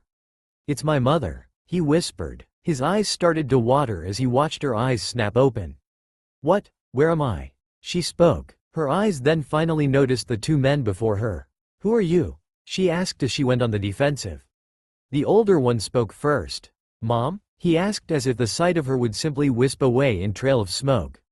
Mother? I'm not sure who you are, but my child was a blonde and he was born with scars in the shape of whiskers. She narrowed her eyes when the boy started to smile. Then you really are my mom. He spoke. I went through medical alteration to erase the scars. I have black hair because I am an Uchiha. I am related to the great Madara Uchiha, and Minato Namikaze was his grandson. She opened her eyes wide at his statement. I am Naruto Uzumaki Uchiha. I will someday create a new Uchiha clan, one that the world will fear and admire. It will be a clan of love and limitless power. No more hatred. I will never allow our clan to even consider a coup. The village comes first, but I don't believe this village is ever going to be redeemed. Only a few things compel me to remain here. He smiled as Kushina hugged him.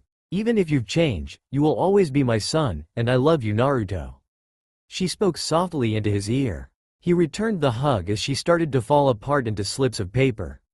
His eyes widened. Izuna? What's going on? The man frowned. When a reincarnated soul experiences pure emotions and becomes complete, they ascend and fall apart. They can be revived once more after this, but it will only be able to ascend once more the time after that. Well, that is it. The soul can't handle it anymore. Naruto nodded as his mother's smile held on her face as she fell apart. The only part still remaining was her hand holding his before it too fell apart into paper. Izuna smiled before he turned. I'll go find some lowlifes to use. Naruto just nodded while he sat back down staring at his hand. He was so focused on remembering the feeling of her hand against his. I'm probably trying to make up for lost moments since she never walked me around the village holding my hand like I see other children. He was so caught up that he didn't realize how long Izuna had taken when the man appeared with some clones carrying a total of 9 bandits, including 2 missing ninja. Naruto nodded as he watched Izuna perform the seals again. He face-palmed as the beautiful face of Kushina appeared once again. He activated his Sharingan as to permanently memorize her face. The redhead giggled as she reappeared. Still me, honey. Naruto smiled but then frowned. Hey Izuna, if we simply just summon her then we can still do it more than once, right? Izuna nodded, understanding the boy's potential fear. Yes Naruto, we can, but I've memorized the details of her chakra, light and cheerful but with a sharp edge. I'll simply focus on other pulling chakras. He ran through the hand seals as Kushina fell to pieces again, an annoyed look marring her face. This feels so weird, she spoke as she disappeared. Naruto then waited patiently as he watched one of the bandits turn into paper slips before the form of a girl appeared, leading to a busty blonde-haired Kanuchi wearing the standard Jonin attire. What's going on? She started looking around. Where's Isaiah? She asked frantically. Naruto raised his hand to calm her. What is your name? The girl glared at him. Why should I tell you? Tell me where Isaiah is. Naruto shook his head. If your name is Karara Kazumi Namikaze, then your husband is dead just as you are. Your soul and body have been brought back via summoning, reanimation. You are also my grandmother. Karara's eyes widened as she looked at the boy and the older man who looked like his older brother. Were dead? She questioned as she fell to her knees. It can't be. We left Minato to be an orphan. She started to tremble as her eyes teared up. Naruto frowned as he kneeled to hold his grandmother in his embrace. Well, maybe it helps to know Minato, my father, became the 4th Hokage. Ao grumbled as he and Chojuro walked to the freshly repaired Mizukage Tower. The new Mizukage had only been in office for 2 weeks. Yagura had been killed by the woman. She rightfully deserved the position. The relaxed image of their new Mizukage greeted them as they stepped into the room. Don't take too long, you to know this will help Mist in its greatest time of weakness. We don't need any of the great nations sweeping in and destroying us. Chop chop, she ordered as she clapped her hands. The duo had barely exited the door when her voice followed them out. Make sure they send a smart one that is reasonable. Outside, back in my day. He spoke as he and Chojuro walked past the bone gates of the village before heading through the mist-ridden valley. Jun woke up to the feeling of Naruto's head breathing against her chest. She smiled at how calm and peaceful he looked. He really is a peculiar child. She did however sigh when she felt his hand still on her boob. Peculiar indeed. She looked up at the skylight that revealed the blue sky. At first glance he is an arrogant and rude person that take pride in a dead clan that he wasn't even part of. Yet he hold a strong attachment to the Uchiha. Izuna also said that he was getting close to Madara's own power. Which means he would be able to protect his clan. She looked down at the sleeping boy as she ran her fingers through his strangely silken hair. He was joking earlier, I could hear it in his voice. But I think I'd like tea. She stopped thinking when she felt Naruto's hand move from her and he grabbed her in a hug. He's shaking? She thought as the dark-skinned woman felt the boy's body tremble. She looked closer as she saw the boy's turned face. Her eyes widened slightly. He's crying? She thought as a frown grew on her face. Why is he crying? Jun pried his arms from her sides as she pulled him into a hug as she ran her hand through his hair. Naruto. She spoke gently. Naruto, wake up. When he still didn't wake up, she nudged the black-haired boy's shoulder. After a few tries he finally started opening his eyes. Where are we? And why am I in the same bed as you? He asked as he didn't remember coming home or anything after falling asleep. The older woman smiled. Well, you fell asleep holding my left boob, and since you wouldn't let go I had no choice. Naruto nodded as he remembered how he had fallen asleep in her arms. Sorry about that. He spoke as he leaned back. The woman smiled as she nodded. Don't worry about it. Besides, shouldn't that sorta thing happen between a girlfriend and her boyfriend? Naruto's eyes widened. I was just joking around. The girl smiled as she placed her hands on his shoulder. Either way, I thought about it, and even though I loved Madara we never got very far. I'd like the thought of a second chance, and you. She pulled him down as she kissed him. Our perfect boyfriend material. His eyes stayed open as he pulled back slowly from his great-grandmother.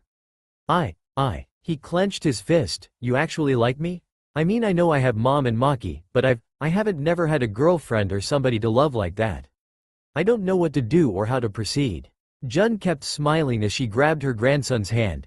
The boy then followed his hand as Jun pulled it towards her laying form. Then I'll be sure to be a good, efficient teacher. Her words finishing with his hand being placed atop her soft mound. Now lesson 1. She pulled him forward again. Making out. Living room. Izuna held his stomach as he sat across from Naruto's adoptive mother and a redhead that had shown up at some point. So you're Naruto's great-granduncle, and the other woman is his great-grandmother? Izuna nodded as he kept his eye on the unknown woman, getting a glare in return. Yes, it is true I left the notes for reanimation, so that I could guide my brother's lineage in case something happened to the clan and he or she didn't have a way to train their Sharingan. He narrowed his eyes as he saw the blonde get ready to retort. Don't let your blood feud with the Uchiha blind you. A ninja is a ninja regardless of how he uses them. They are expected to use all of their tools. Besides, I'm sure that the next Uchiha clan won't have just Uchiha blood flowing through it but Senju as well. A misguiding smirk on his face. Why you? I would never do such a thing to Naruto. The elder Uchiha laughed. I wasn't talking about you, Tsunade. He pointed to the ceiling, more specifically the room above. Jun Namikaze is a branch Senju. A powerful one at that, and I know it will only be a matter of time before they end up together. The clan they start will never be opposed, ever, because if one ever does try, they will be crushed quickly. The world will fear Naruto's clan and the woman that stands beside him at the lead. He smiled brightly. In fact, I think I hear moaning. His head tilted towards the blue ceiling. The redhead burst out laughing. Oh Kami, that's just perfect. The black-haired punk is giving it to his great-grandmother, ha ha ha ha ha ha ha. Tsunade glared at the redhead as she jumped up. Be quiet, Tayuya. Naruto's room. Tsunade's eyes burned into the dark-skinned woman. Yes, and that is my son you are fornicating with.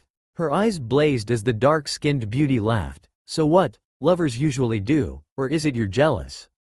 Tsunade's eyes narrowed. No, I am not jealous. Because I'm not a cradle-robbing whore. Jun looked the other woman in the eyes before shrugging and wrapping her arms around, and pulled him back into her embrace before she resumed making out with him.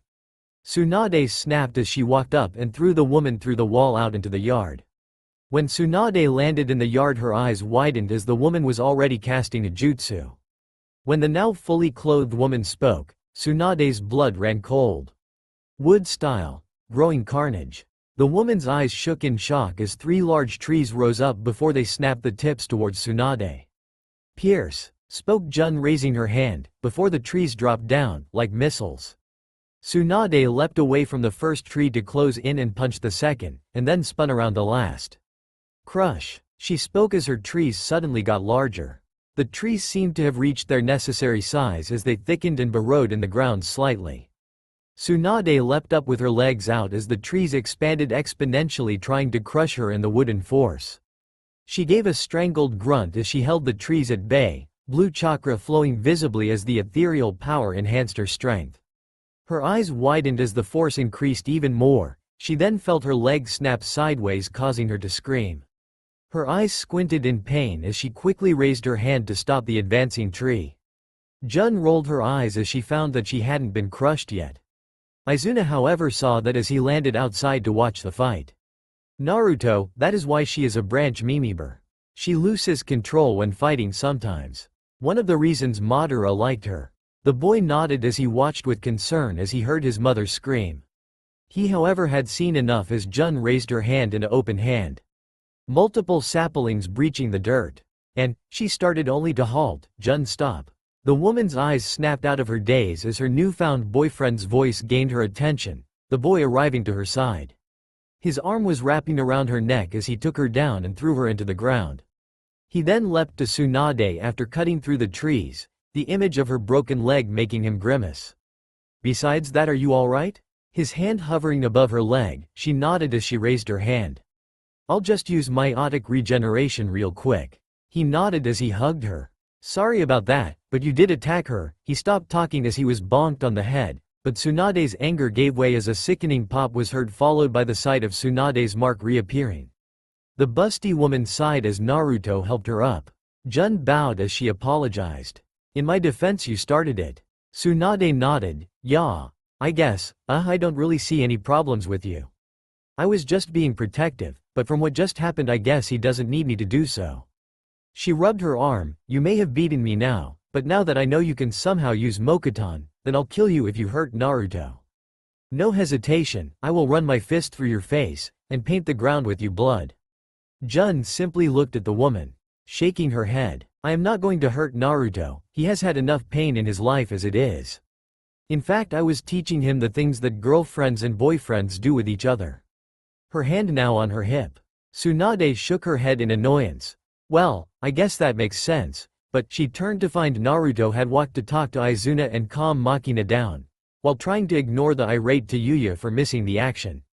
She turned back to her fellow busty woman. Please don't move too fast with him, while I can tell he is quickly bonding with you. She paused as she huffed. I don't want him ending up hurt. She raised her hand as Jun went to speak. I know you won't, but I don't want it moving too fast for him. You have multiple years of experience in the trials of love and affection, he doesn't. Jun nodded as she smiled, wrapping her arm around the other blonde. I know, I thought of the same thing, which is why I planned to satiate the male hormone teens have while also showing him how to go about things. Thus why he was pleasuring me. Tsunade blushed at the mention of the act she had interrupted. Actually, sorry about that. I just didn't give myself much time to think after Izuna told me you were up there with him. Jun nodded as they joined the little group.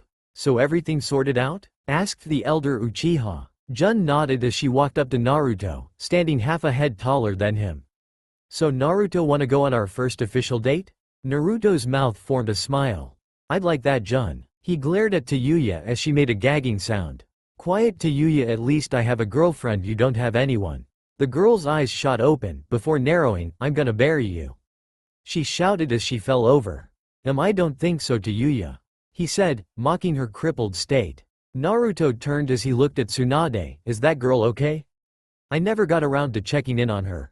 Tsunade smiled. That's my Naruto, has the perfect chance to go off and fool around with his new girlfriend. Instead, he decides to check on the innocent little girl in the hospital. She laughed as Naruto growled.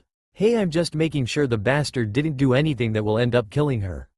Tsunade smiled. I know, just messing with you. Konoha's Special Cases Ward. Hinoka had been in this room for quite a while.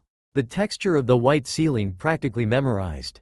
She had tried multiple times to pull out the support machine only to be stopped by a few of the medics.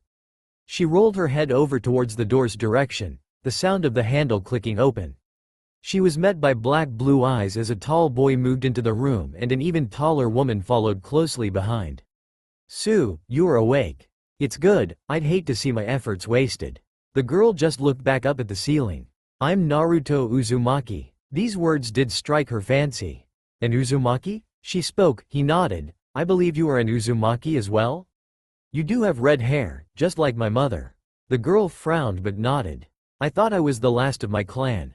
That thing killed all of my friends and my little sister." Her fists clenched in anger as her skin took to a wooden look before disappearing at the activation of the decay seal. "Orochimaru?" Naruto asked, the name making Jun give a look of disgust at the man's mention. She nodded as her hand came to rest on her stomach, atop the blue cloth of her hospital gown. "No, the ultimate summoning beast. I was the best seal user and I was tasked with keeping it under control. I one day woke up to find that my seals no longer worked. They hadn't been tampered with either. It was like I couldn't use seals anymore. I went to make a new one but it didn't work either. I ended up being knocked unconscious and when I woke the beast was gone and the whole cave was destroyed by what looked like it was a lightning-style jutsu. But that doesn't matter, everyone is dead now." Naruto laughed a bit, making the girl growl at him. "How dare you laugh?" Naruto shook his head. "You aren't alone, I am family, maybe no relation but it's the closest you got, well me and Tayuya. As far as I know we are the very last of the clan, however the Uzumaki no longer exist. I am giving you one chance to answer my question." She was confused now, there were 3 of them yet they didn't exist. Naruto's eyes slowly opened as he focused the chakra to his eyes making the Sharingan appeared. "You can either take up the Uchiha name, or be cast aside as a no-clan ninja." Jun raised an eye. "Naruto, don't be that way." The girl gave a hollow laugh. "Why should I? I have tried several times to end my life here, but that pink-haired bitch kept stopping me. I don't want to live anymore." Jun frowned as she stepped forward. The point that Naruto is too stubborn and idiotic to make, is, her words making Naruto glare. "He's really just asking you to join the new Uchiha clan. It will be centered around love rather than the hatred that has plagued Uchihas since time ago." The girl nodded. She's right, that was a lot easier when she said it. Naruto's shoulders slumped. "Well, at least the future of the clan has a girl to lead it when I'm not around." Jun beamed at the praise. "Well, thank you for that compliment, love." The name making Naruto raise his brow. She smiled. Hinoka decided to interrupt. "So I gain a family in exchange for simply changing my name?" Naruto and Jun nodded. "Basically." Hinoka smiled. "You can't leave yet though, you are still being overviewed." She frowned and grumbled as the 2 left. Streets of Konoha. Jun held Naruto's hand as they walked, the glares and looks of awe as Naruto walked hand in hand with a Senju girl. He looked to said girl, so. He started not sure what to do on a date. He felt her squeeze his hand. "Don't worry, we have all day to do stuff. Don't freak out." She smiled to him. He sighed as he nodded. "I hate being in this village." She sighed as she pulled him into another hug. "We'll go to someplace then that doesn't make you hate being here, are there any?" He nodded. "Yay, but it's not much of a place for a romantic dinner." He frowned as the girl shrugged. "Doesn't matter to me." He smiled as he started leading the tall woman through the wooden buildings. Naruto brushed past 2 men, bumping into the taller blue-haired man. "Oh sorry." The man shrugged it off. "No problem." Naruto watched the 2 men walk by before he and Jun resumed walking. "Well, the place I'm taking you is somewhere that has always been there for me. When nobody would let me in to eat, they would always let me go there no matter how their business suffered." Jun smiled. "I will be sure to thank them." He raised an eye as they walked towards the little shack. "Well, welcome to Ichiraku Ramen," he said with pride as he pushed the flap away. Jun smiled as her nose was met with a delicious aroma. "Hello, oh Naruto," spoke Ayame as she held a fake smile. Naruto, having lived life with a mask, he knew something was up. "Hey Ayame, what's up?" Jun sat next to him, her arm wrapped around his, making the brunette raise an eye at the scene. "Things are good, who's this?" she asked as she leaned against the wood counter. Jun smiled. "Oh, I'm just Naruto's girlfriend, name's Jun." She extended her hand towards the shocked woman. "Naruto, you have a girlfriend now? And a great-looking one at that. She teased as she shook the woman's hand. So you're Ayama? Where's the other one? His name was Tuchi, wasn't it? Her heading turning towards Naruto. The boy nodded. Yay, I don't sense him in the shop. Is he out shopping again? The girl shook her head. No, he's home, he hasn't been doing too well lately. Naruto realized the reason for the look upon entering. He's not dying, is he? Asked a now worried Jun. No, he just caught a virus is all. The busty woman gave a sigh of relief. She may not have known the man, but she knew Naruto would be devastated if something happened. Enough about me. How is little Maki doing? Naruto laughed. She's been enrolled in the academy, so she is either A, bugging Iruka, or B, hanging out with Hanabi. Oh, the Hyuga girl? Ayame asked as she cleaned some bowls. Naruto nodded as he heard two people walk by talking animatedly. So Naruto, the usual? But I don't know about you. The girl said. Jun smiled. I'll just eat whatever he gets. Ayame's eyes widened. You sure you want to eat that much? The dark-skinned woman raised an eyebrow. Suor, it can't be that much? Ayame shook her head. You lose your great figure, then it's your fault. Jun leaned onto the counter, really curious. Her eyes were huge as she watched the woman return a few minutes later. Multiple bowls somehow balanced across her arms. Here you go, Naruto, and I'll get yours. Jun stared gobsmacked at her boyfriend. 10 bowls? How do you put that away? It has to be literally impossible. He laughed. I don't know how I do it, I just do. I've been eating this stuff since I was 3. Maybe my body has figured out how to break it down faster. Jun shook her head as the woman came back 10 more bowls on her arms. She started as she saw the bowls placed on the arms. Will not be outdone. She cheered as she dug in, making Ayame stare in shock, her jaw hanging. They are so alike, it's startling. After a while Naruto and Jun were leaning against each other, their stomachs full. I feel so complete. She spoke as her arms draped over Naruto. He smiled as they sat there, a giggling Ayame watching the moment. It's so great to see Naruto with somebody he can love. Naruto sighed in content. Hey, Jun, I got the perfect place for us to just laze about. Jun smiled, then lead away. Naruto nodded before reaching into his pocket. Here, Ayame, I'll pay extra since you have to work so hard today. The girl returned the charity with a smile. Thanks, Naruto. He nodded as the duo got up. As they exited, Naruto's smile disappeared as soon as the flaps opened. A passing group of adults walked by, happy until they saw the Jinchuriki. HMPH, stupid demon, he shush, whispered one as he walked by, but was interrupted as Jun's fist was already lifting the man up. A shell-shocked look on his face. When he came back down, his two friends ran away with fear-filled looks. Jun then stood with her foot on the man's chest. I'll kill you if you ever say that word again. Her voice leaking with the barely kept blood rage. The man's eyes were filled with fear. She was tempted to merely crush his head in, but stopped when she reared her fist back to punch the owner of the hand on her shoulder. She stopped when she found it was Naruto, shaking his head. She slowly lifted her foot, bowing lightly to Naruto in apology. Ignore them, they aren't worth it. I learned that a long time ago. She sighed as she nodded, and gave him a kiss on the lips. Sorry. He shook his head in dismissal. It's fine. Atop Hokage Monument, Jun was impressed by the view. The sun was beginning to set. They had been talking for a while now, having gotten lost in their own little world. Naruto, she started, making the young man look to his girlfriend. Yay? He noticed the serious look on her face. This was something a bit rare, very much like Izuna. I want you to tell me what your nightmare was about. His eyes wrenched open. How did she know? How? She pulled him into her embrace, his head resting in her cleavage. I woke up to you crying while you slept on top of me. A death grip of a hug doesn't point in the opposite direction either.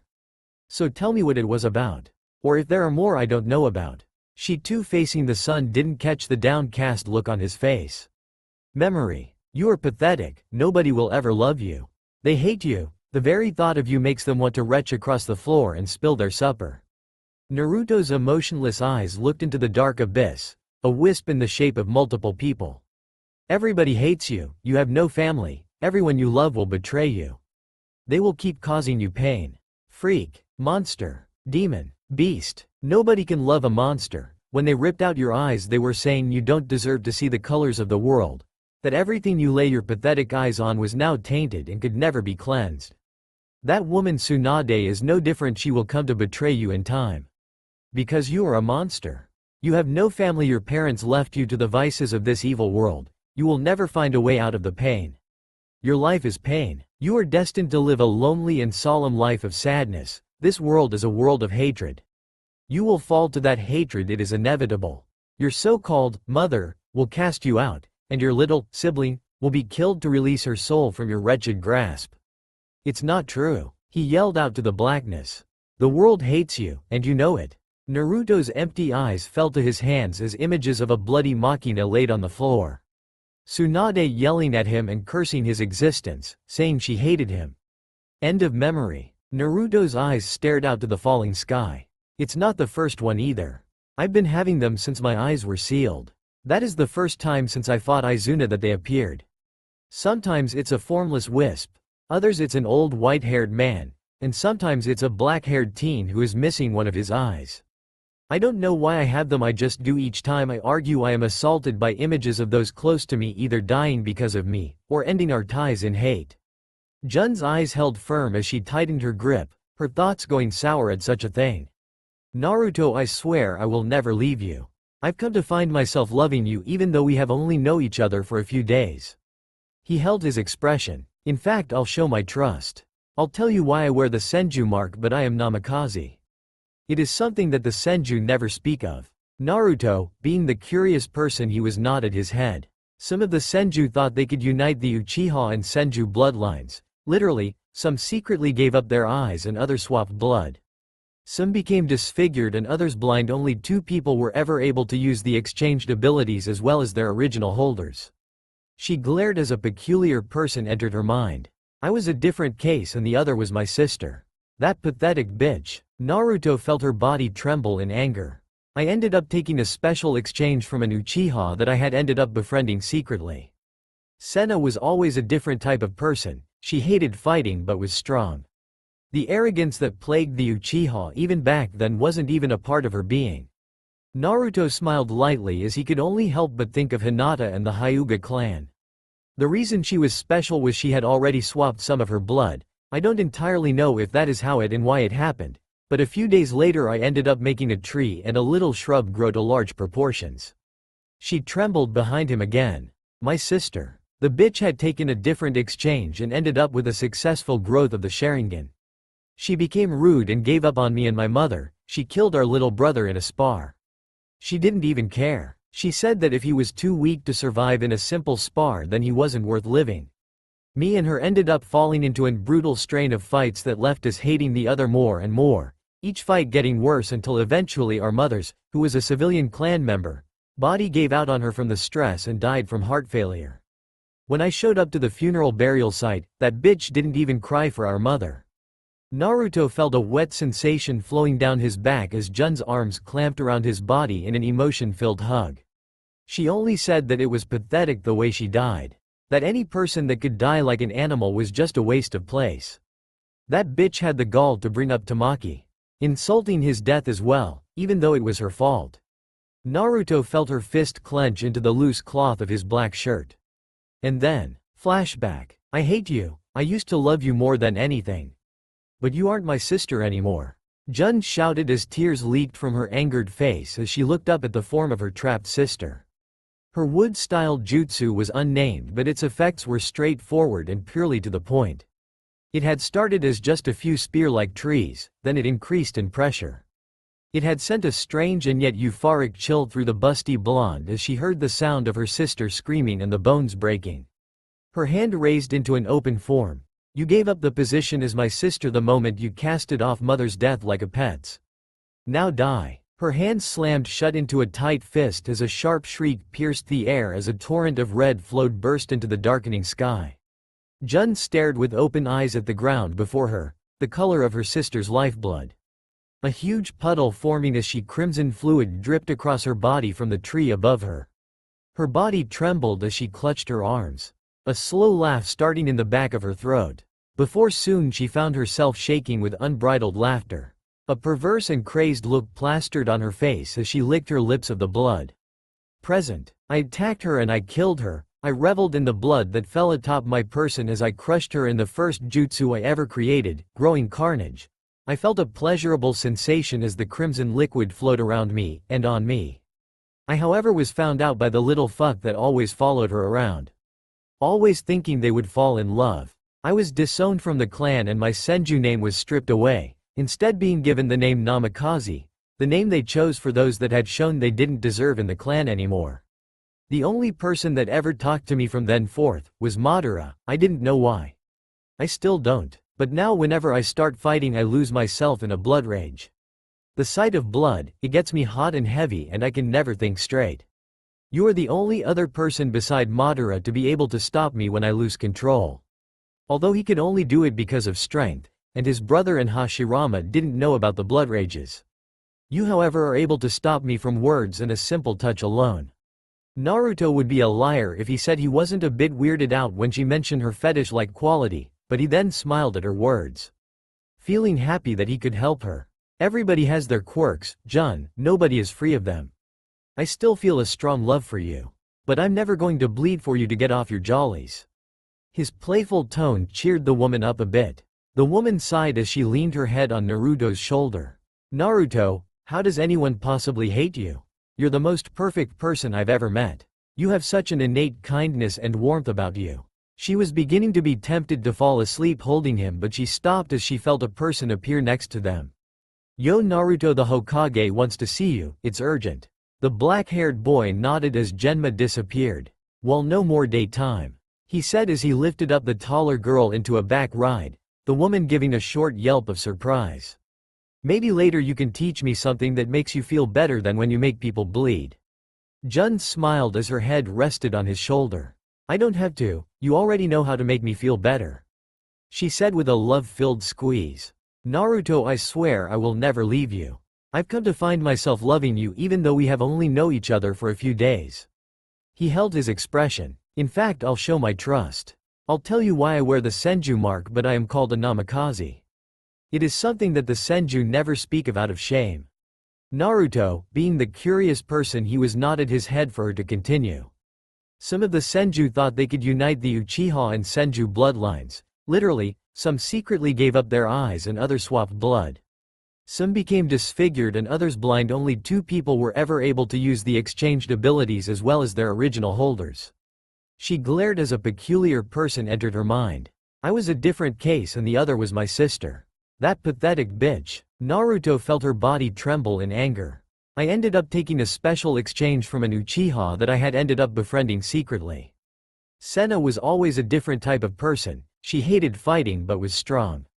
The arrogance that plagued the Uchiha even back then wasn't even a part of her being. Naruto could only help but think of Hinata and the Hyuga clan. The reason she was special was she had already swapped some of her blood. I don't entirely know if that is how it and why it happened, but a few days later I ended up making a tree and a little shrub grow to large proportions. She trembled behind him again. The bitch had taken a different exchange and ended up with a successful growth of the Sharingan. She became rude and gave up on me and my mother. She killed our little brother in a spar. She didn't even care. She said that if he was too weak to survive in a simple spar then he wasn't worth living. Me and her ended up falling into a brutal strain of fights that left us hating the other more and more. Eventually our mother's, who was a civilian clan member, body gave out on her from the stress and died from heart failure. When I showed up to the funeral burial site, that bitch didn't even cry for our mother. Naruto felt a wet sensation flowing down his back as Jun's arms clamped around his body in an emotion-filled hug. She only said that it was pathetic the way she died. That any person that could die like an animal was just a waste of place. That bitch had the gall to bring up Tamaki, insulting his death as well, even though it was her fault. Naruto felt her fist clench into the loose cloth of his black shirt. I attacked her and I killed her. I reveled in the blood that fell atop my person as I crushed her in the first jutsu I ever created, growing carnage. I felt a pleasurable sensation as the crimson liquid flowed around me. I however was found out by the little fuck that always followed her around. Always thinking they would fall in love. I was disowned from the clan and my senju name was stripped away, instead being given the name Namikaze, the name they chose for those that had shown they didn't deserve in the clan anymore. The only person that ever talked to me from then forth was Madara. I didn't know why. I still don't. But now whenever I start fighting I lose myself in a blood rage. The sight of blood, it gets me hot and heavy and I can never think straight. You are the only other person beside Madara to be able to stop me. Naruto would be a liar if he said he wasn't a bit weirded out when she mentioned her fetish-like quality. Everybody has their quirks, Jun, nobody is free of them. I still feel a strong love for you. But I'm never going to bleed for you to get off your jollies. His playful tone cheered the woman up a bit. Naruto, how does anyone possibly hate you? You're the most perfect person I've ever met. You have such an innate kindness and warmth about you. She was beginning to be tempted to fall asleep holding him, but she stopped as she felt a person appear next to them. Yo, Naruto, the Hokage wants to see you, it's urgent. The black-haired boy nodded as Genma disappeared. Well, no more daytime, he said as he lifted up the taller girl into a back ride, the woman giving a short yelp of surprise. Maybe later you can teach me something that makes you feel better than when you make people bleed. Jun smiled as her head rested on his shoulder. I don't have to, you already know how to make me feel better, she said with a love-filled squeeze. Naruto grunted as he walked into the room. Tsunade sitting in her chair. Naruto became alert when he saw the forms of two Kiri ninja. No doubt Stills looking for help. He shook his head as he sat down. Mom, you called? The taller of the Kiri ninja raised an eyebrow at the word. As far as they knew, the Hokage was the last of the Senju bloodline, and had sworn to never get close to another man again. Yes, Naruto, I have called you here in need of your counsel. This will be one of many moments that will lead to an either great decision or something that will have a huge price. Naruto sighed as Jun caught Tsunade's look. The older blonde's face held a ghost of a smirk as Naruto began speaking. Fine, what? Tsunade shook her head. Naruto should Leaf assist or not assist the Hidden Mist Village. They have recently crushed the Loyalist and simply need assurance that we are willing to help in repairs and loaning resources. You would be their ambassador for the foreseeable future. Naruto nodded as Jun's gaze fell on him. This could be the decision to save a great village or conquer it. Naruto ran a hand through his hair. Mom, personally all I want to do is take a few Jonin and take over Mist right now. Izuna, Jun and I would destroy them. The older Kiri ninja looked appalled. Boy, how dare you, we may be weak right now but I'm quite sure you, and whoever these others are, would stand no chance against multiple bloodline users. Chojuro, while still seemingly timid, was ready to fight if they had to. Naruto laughed as Jun gave the man a small hidden glare. You wanna bet? Ao's potential comeback chalked in his throat as he saw the boy's eyes come to life with the Sharingan, making his blood run cold. I am an Uchiha, none of your pathetic bloodlines compare. You no longer possess the Shikatsumiku and thus any bloodline user you have would fall before me. Add Jun, his thumb motioning to said woman. Or Izuna, and we would annihilate you. But all three? He laughed again, we'd turn you village inside out. Tsunade shook her head. Is taking him as an apprentice to the seat a good idea? The black-haired boy leaned his hand on his palm as he thought, tapping away at his cheek. Destroy or help, destroy or help, destroy. His lack of continuity made Ao clench a fist only to stop as he continued. Or, help. He shook his head as he sat up. Oh, I'm so tempted to crush you, but at the same the fight you'd put up could kill so many innocent citizens of the Hidden Mist Village. He looked to his girlfriend. Should I, or should I not? Jun's immediate reaction was a shocked look. She shook her head as she quickly raised her hands. I'm not gonna be pressured into it. He sighed as he looked at the two again. Mom, I think. His glare became evil and mischievous. I'm gonna change history. Tsunade's eyes widened. Yes, mother, I'm going to conquer Mist in their time of weakness and establish the second village of the Hidden Leaf. Izuna said I was close to his level of ability, so I might even become Mizukage while I'm at it. Jun giggled. It's astonishing how alike you can be. Sometimes. Naruto's grin immediately soured. Don't compare me to him, please. It makes me sick to my stomach. The blonde rolled her eyes before she nodded. Ao's look took to that of a narrow one as he analyzed the boy. He can't be serious. As if reading his thought, the boy met his eyes. You can join me as I go to the village of the Hidden Mist, that or perish here. The blue-haired man's eye went wide. We'll join you. Only to kill you when you reach Mist, you bastard. Tsunade nodded behind them as she pulled out a blank scroll. Well then it's your first official S-rank mission. The objective: conquer the village hidden in the mist. You will go along with Izuna and Jun. Good luck I guess. Naruto nodded as Jun walked out with the two Mist ninja. Naruto, be careful. While Mist is currently at the strength of a small village, they are still a great nation and are to be taken serious. Naruto nodded as he walked out. While they were indeed a great nation, they had only ever produced a cluster of truly strong ninja. The cage of said village, the few generations of the 7 ninja swordsmen, and a few obscure but powerful hunter ninja. This however did not include the Kagaya and Sumeragi clans, the latter having been the secret catalyst for the awakening of the dreaded Shikatsumiku. It was something in the genes that when mixed produced the final assured genetics that unleashed its bloody potential, which explained the Kekkei Genkei's extinction. The Sumeragi were mostly eradicated in Second Great Ninja War, and the rest, save for a handful, were killed off in the Third Great War, and the only survivors disappearing into the Four Winds. Without the assured awakenings produced by the Sumeragi mating with the Kagaya, the bloodline became an exceedingly rare treasure as less and less of them were born with the fearsome bloodline limit. And without the dead bone pulse, Mist was only ever going to be at 2/5 of its max strength in its current status. The Mist would bow to Naruto and his mom, or he would kick their legs from under them and make them do so. Road to Hidden Mist Village. So you plan to take over Mist and then the other great nations? Izuna's gaze held on Naruto's back as he followed the group to said village. In Izuna's opinion it was a goal not impossible, but was nowhere near completion. He sure is ambitious. The boy nodded as he kept walking with his arms crossed. Yes, I will get strong enough so that the world can be united under one banner and there is no more need for the ninja system. I, as just agreed, will be starting with the eradication of the mist forces. I will then take over as the 6th Mizukage. From there, His voice wavered as he felt a sense of nausea hit him. He gathered his voice as he began to continue speaking. I will begin the academy from scratch. My blood clones will teach them as I was taught by Jiraiya. He hesitated again, but for a different reason this time. With a few things reserved. This set of words causing Jun to laugh. Wouldn't want them usurping your new throne, huh? Naruto smirked, as if those puny shinobi could never hope to be. Naruto's words ended as he was attacked by a multitude of screams inside his head. Everything around him came to a grinding halt as the sky darkened, and a thunderclap echoed. Ah, what's wrong with my head? He shouted as he fell to his knees, the cloth of his black pants becoming dirty when he fell against the now muddy path. I'm simply shoving the sound of the world's pain into your skull. Naruto's eyes widened as the rain's intensity increased. He struggled to look up as the sound of muffled footsteps drew closer. The world's pain.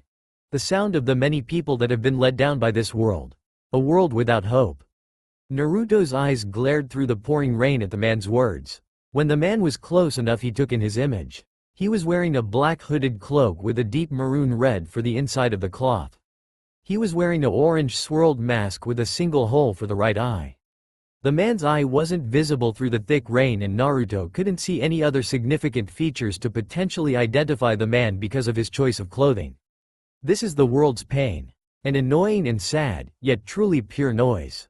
The collective of everybody's torment and grief. It's a painful sound, no? Makes you just want to kill everybody? Your voice is surely among them, Jinchuriki. The man gave a small laugh as he walked closer to the pained boy. Naruto grimaced as the noise grew louder. I don't know what this is, but you know I'm a Jinchuriki, and for that I'm going to kill you. I've done everything possible to erase my connection to that word, and you knowing about it is just another one for me to rip apart. He grunted once more as the man stood above him, the threat going seemingly unheard. Who are you? The man laughed again as the boy tried looking up. I am Madara Uchiha, your ancestor and the reason for your Uchiha blood. The rain continued to pelt the ground as Naruto pulled his head up to see the hole glow red. The man placed his hand on Naruto's shoulder only for Naruto to roughly shake it off. His own returning action was a glare of anger.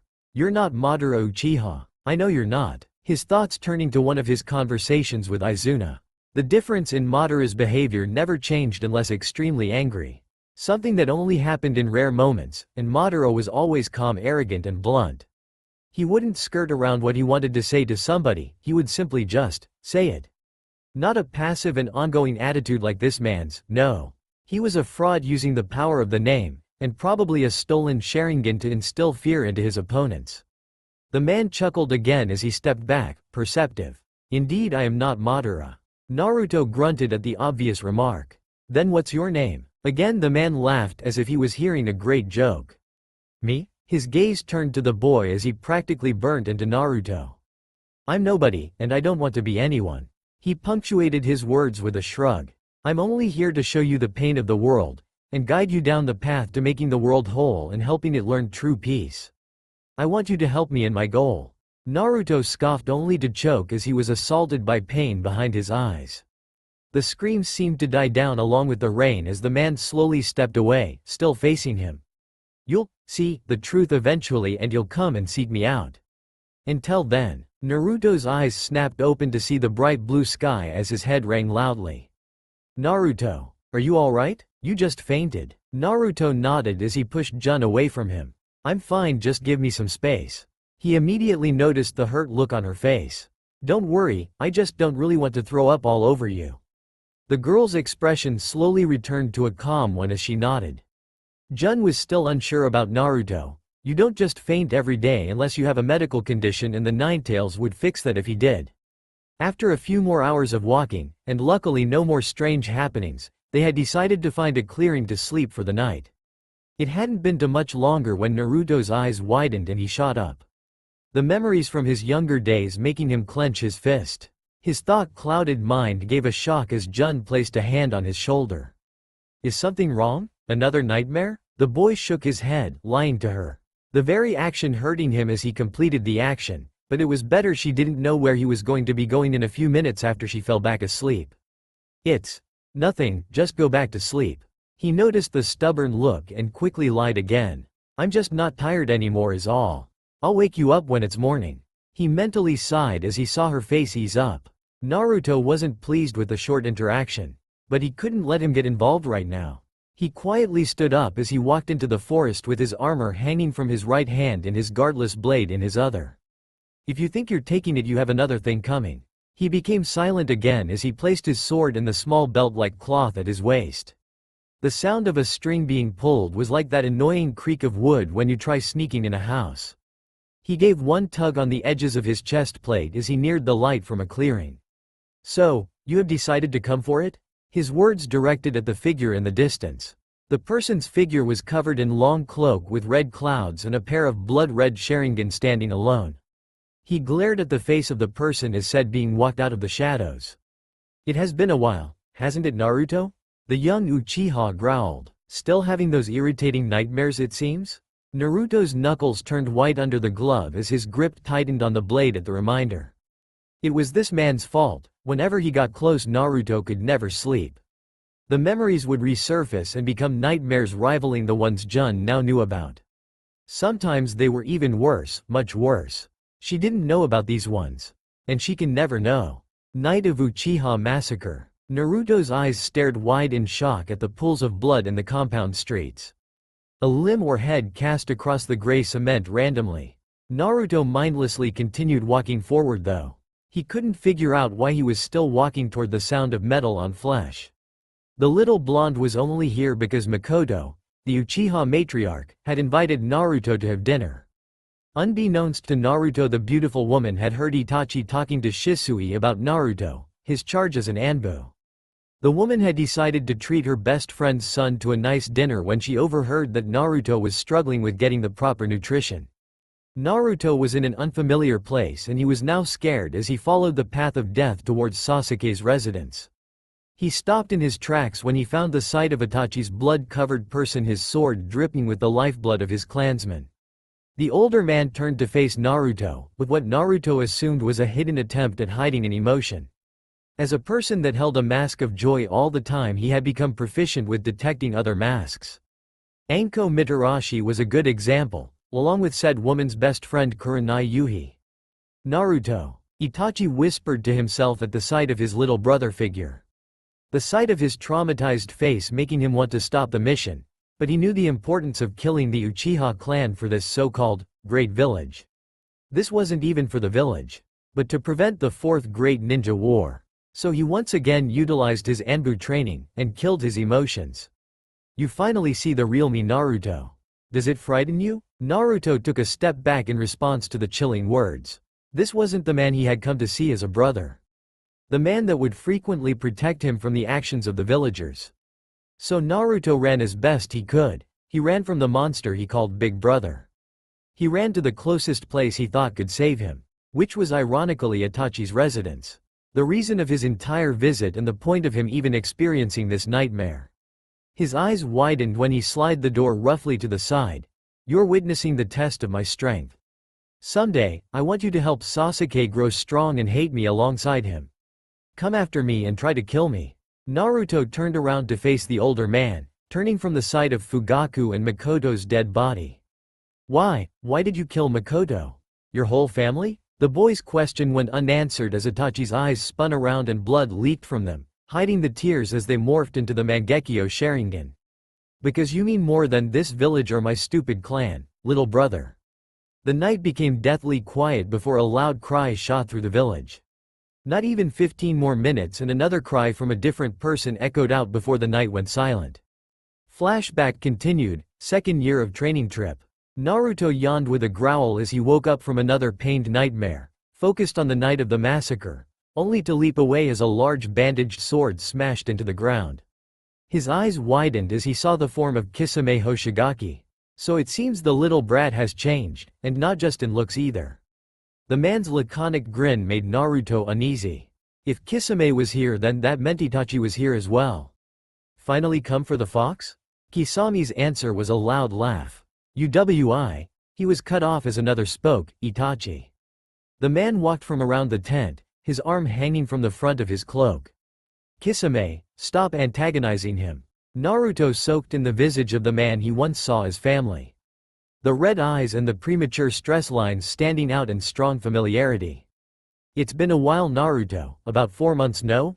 Still having those irritating nightmares, it seems? Kisame pouted off to the side as he resheathed Samahata, carefully watching the interaction between the two ninja. He had to watch this twice before. Itachi's guilt would occasionally get to him and he'd seek out the blonde, or now in this case the near ravenette. Kisame had tried to figure out the connection. This was something that was exclusive to the Uzumaki boy. An action that was only for the long-haired child, and strikingly surprising, not Itachi's own brother. You know I do, you fucking bastard. Kisame looked down as he crossed his arm before sitting on a tree stump. He laughed to himself at the boy's antics. Itachi hid a smile at Naruto's answer. But at the same time he was also grimacing at the words, it was his fault. The chakra emission from the Tsukuyomi would make the boy have nightmares, whether at the massacre as a whole or his mother's death. Makoto was the closest thing resembling a mother for the little boy, so it was more likely than not the focus of the evil dreams. I merely came to see how your training is going. I need you to help kill me after all, little brother. He hated this. These false words of evil and pain. Words that would never exist in the perfect world, where he, Makoto and Naruto could live away as the perfect family. It was a strange dream of his, a blatantly selfish one. Naruto should be able to live with Lady Kushina and Lord Fourth, but he had grown to hate his own father, and in his mind, the only thing Sasuke would ever be good for was to make Naruto a stronger ninja. I'm not your brother. You gave that up when you killed the closest thing I had to a mother and stole away the only brother I ever had. His blackish blue eyes glared with a malice no child should ever have. Something that Itachi noticed was a superior difference between him and Sasuke. When the Uchiha youth had confronted Itachi in Tanzaku town, his eyes of course burned with a passionate hatred. But Naruto's, they were ablaze with pain caused by loss of a family gained as an orphan. A specific that Sasuke never experienced and thus could never display. So it would seem. I simply was passing by and I happened to have the time to torment my little brother. Kisame noticed the small movement of Itachi's suspended wrist and knew it was time to go. I leave a gift that will hopefully help you and Sasuke beat me. With that the duo left after Itachi dropped a scroll on the ground. Present. So you're alone this time? That's unusual seeing as Akatsuki always runs in duos. You come to finish off another Uchiha? His words garnered an unforeseen response. No, in fact you being an Uchiha is surprisingly unknown to me. I didn't predict this turn of events, but it brings me hope that when you kill me, you and that Senju girl can start a true combination of the two greatest clans. Naruto was confused. Sasuke hadn't been brought up, a recurring factor in the few visits he and Itachi would have through the last year he had with Jiraiya. Then it dawned on him. You never really cared about Sasuke, did you? Itachi's head tilted so he could look at the ground, his sight a terrible blur of dark brown and illuminated green grass. A happy smile breached his normally stoic face. Yes, that is the truth. I however am shocked at how long it took for you to figure something out that was that easy to realize. He chuckled as he walked forward, turning a shadow clone into a small throne before sitting down. I have come here for something that only I can get from you. He raised his hand to keep Naruto from talking. It is not the Nine Tails I seek. I have come to gain your forgiveness, and I've come to repent for my sins. I never wanted to do what I did. I really only said what I did to make you strive to get stronger and one day surpass me. I did what I did in the hopes to stop the Fourth Great Ninja War. Naruto's eyes shot open at the declaration. I have come in my final moments to you, my little brother, in a hope to get you forgiveness. I'm sorry for ruining what little semblance of a youth you had. Naruto stepped forward in anger. I'm not the one you should be looking for forgiveness from. He yanked up the tall man by his collar before head-butting him in anger. He then shoved the stunned man away. Naruto clenched his fists as he glared at Itachi. It wasn't me you killed. You massacred your whole family, and the women I saw as a mother. The young man pointed his finger at Itachi. You made me lose the only brother I had. Even if I was the one to seek out for your mistakes, I won't give you that satisfaction. He then turned his back as he began walking away. You really are dead to me. He turned his head one last time. You have one chance, otherwise you will join Sasuke as the beginning of my Uchiha clan. With that, the youth walked through the woods, intent on spending the rest of the night in his love's arms. Next morning, Naruto's mood had soured, his face depicting such a thing. The interaction with the prodigy had left Naruto dwelling in a bad place mentally. Naruto had always regretted being weak and unable to save Makoto. This was, unknown to anyone else, the real reason he wanted to be a powerful ninja. To show people that being strong and powerful didn't mean you were prone to weak points like hatred and envy, jealousy or greed. He could prevent atrocious acts like patricide and genocide. The burning fuel for him being matricide. For this, Naruto's hatred for the world was just as strong as the love for it. The Ravenet felt a disturbing pulse for the view of the world burning, a constant tempting urge to go berserk, letting out his own necessary evil as he razed it to the ground, killing and eliminating anybody that stood in his way, friend or foe, woman or child. Make them pay for how they treated him as a child. Make them repent and see the true light of the world, to see real pain. Being cozy in that pathetic little village, HN. But not Mist, no, Mist will become the greatest hidden nation in the ninja world. It will become famous for its jewel achievement. The home for the new Uchiha clan. His mumbling brought a passing glance from Izuna and Jun. The two shrugged it off, knowing it was better to simply lead their descendant go about his ways. They usually work out anyway, thought Jun. Naruto's gaze left the sun-bleached path as they reached the seaport. He smirked as he activated his Sharingan, memorizing the port and the mountain-filled island in the distance. So this is the beginning. His gloved hands clenched as he felt a strange emotion breach the surface of his blank face. However, his words reached Jun's ear, prompting her to ask what she thought was the obvious. The beginning of conquering the world piece by piece? She was a bit taken back when Naruto broke out in a deep laugh, the sound a creepy omen for the dock workers as his leer burned into the horizon. No, this is the beginning of me making the world pay for forcing the death of the first woman I ever loved. If hate and deceit didn't exist and wasn't necessary, she would be alive. She may have been many years my elder. But I know what my feelings were. He turned to Jun, his face a small and rare smile on his face. Age gaps seem to be a recurring factor in those I lose my heart to. Jun smiled as Naruto kissed her. Izuna stepped ahead of the little group, a confident smirk on his face. Let's go conquer some bitches. Retired Mist Chunin Sobuo Aramaki slowly inched away from the horrible situation. His mind was fraught with sadness and anger. The day had gone from another average Mist day to a scene straight from a horror film. Running along the back alley, the man's words were replaying in his head. This couldn't be happening. Why would Konoha attack us? We've never been at odds, why attack us? His outraged questions fell on no ears as the rain continued to pour. Was this really a declaration of war? Mei Terumi's eyes watched the rain as it cascaded against her office's window. So much was changing, so much had changed. As a little girl she'd never imagined herself sitting here, in the seat of the Mizukage. But a few years ago she saw that she had to do something, anything to end the rule of that murder Yagura. No, not just saw, felt, heard, smelt, tasted the need for change. The need for betterment of the village.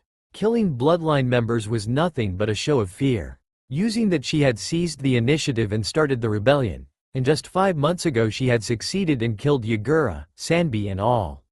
It had nearly killed her, but in the end all that matters was she hadn't, and she could lead her beloved home into a prosperous future. A small smile was reflected back to her from the rain-pattered window. Another day in mist, another beautiful day in her home. Then her smile faded. She couldn't explain the unease she kept feeling. Everything was fine. Nothing was wrong, no alarms, no floods. But yet she felt as if nothing was right. Everything was off. Shaking her head she pressed the intercom to ask one of the staff to bring her some tea. In nothing but splendidly punctual timing a woman opened the door, a tray with a tea-filled container and porcelain cups. Before the door could close a man was rushing up after her, panic on his face and horror in his voice as he shouted. The words indecipherable stayed as such as a geyser of water broke into and through the tower of water. When the concentrated water finally stopped, there was no sigh of the woman or the man. The situation happened so soon she was still coming to terms when the sound of water-dampened explosions hit her ears. Slowly turning her eyes she was met with the sight of villagers running in terror as rampant fire and trees tore apart everything around the village entrance. An attack so soon? This was precisely why she had sent Ao and Chojuro to seek out help from Konoha. But the trees? Did Konoha for some reason seek conquest instead? Shaking her head clear she rushed off towards the commotion. A crazed smile broke across Naruto's face as he watched his attack fade away. Jun and Izuna took that as their signal and began their assault on the village. The scent of burning wood, steam, and flesh reached him soon enough, like was for the form of one red-headed Mizukage.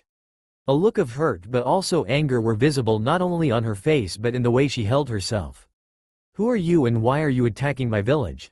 Sending chakra to his palm seal, a metal and cloth item. He then tied it loosely around his neck. Mei's fist clenched. Don't get me wrong, we received word. Poor ol' Mist is scared someone will swoop in and take over. Naruto's face became that of evil as he gestured to the destruction in himself. And here I am. Emphasizing his words, the boy was upon the woman like a flash of light, smoke clearing with the rain as a shortened version of his precious blade sovereign lashed out.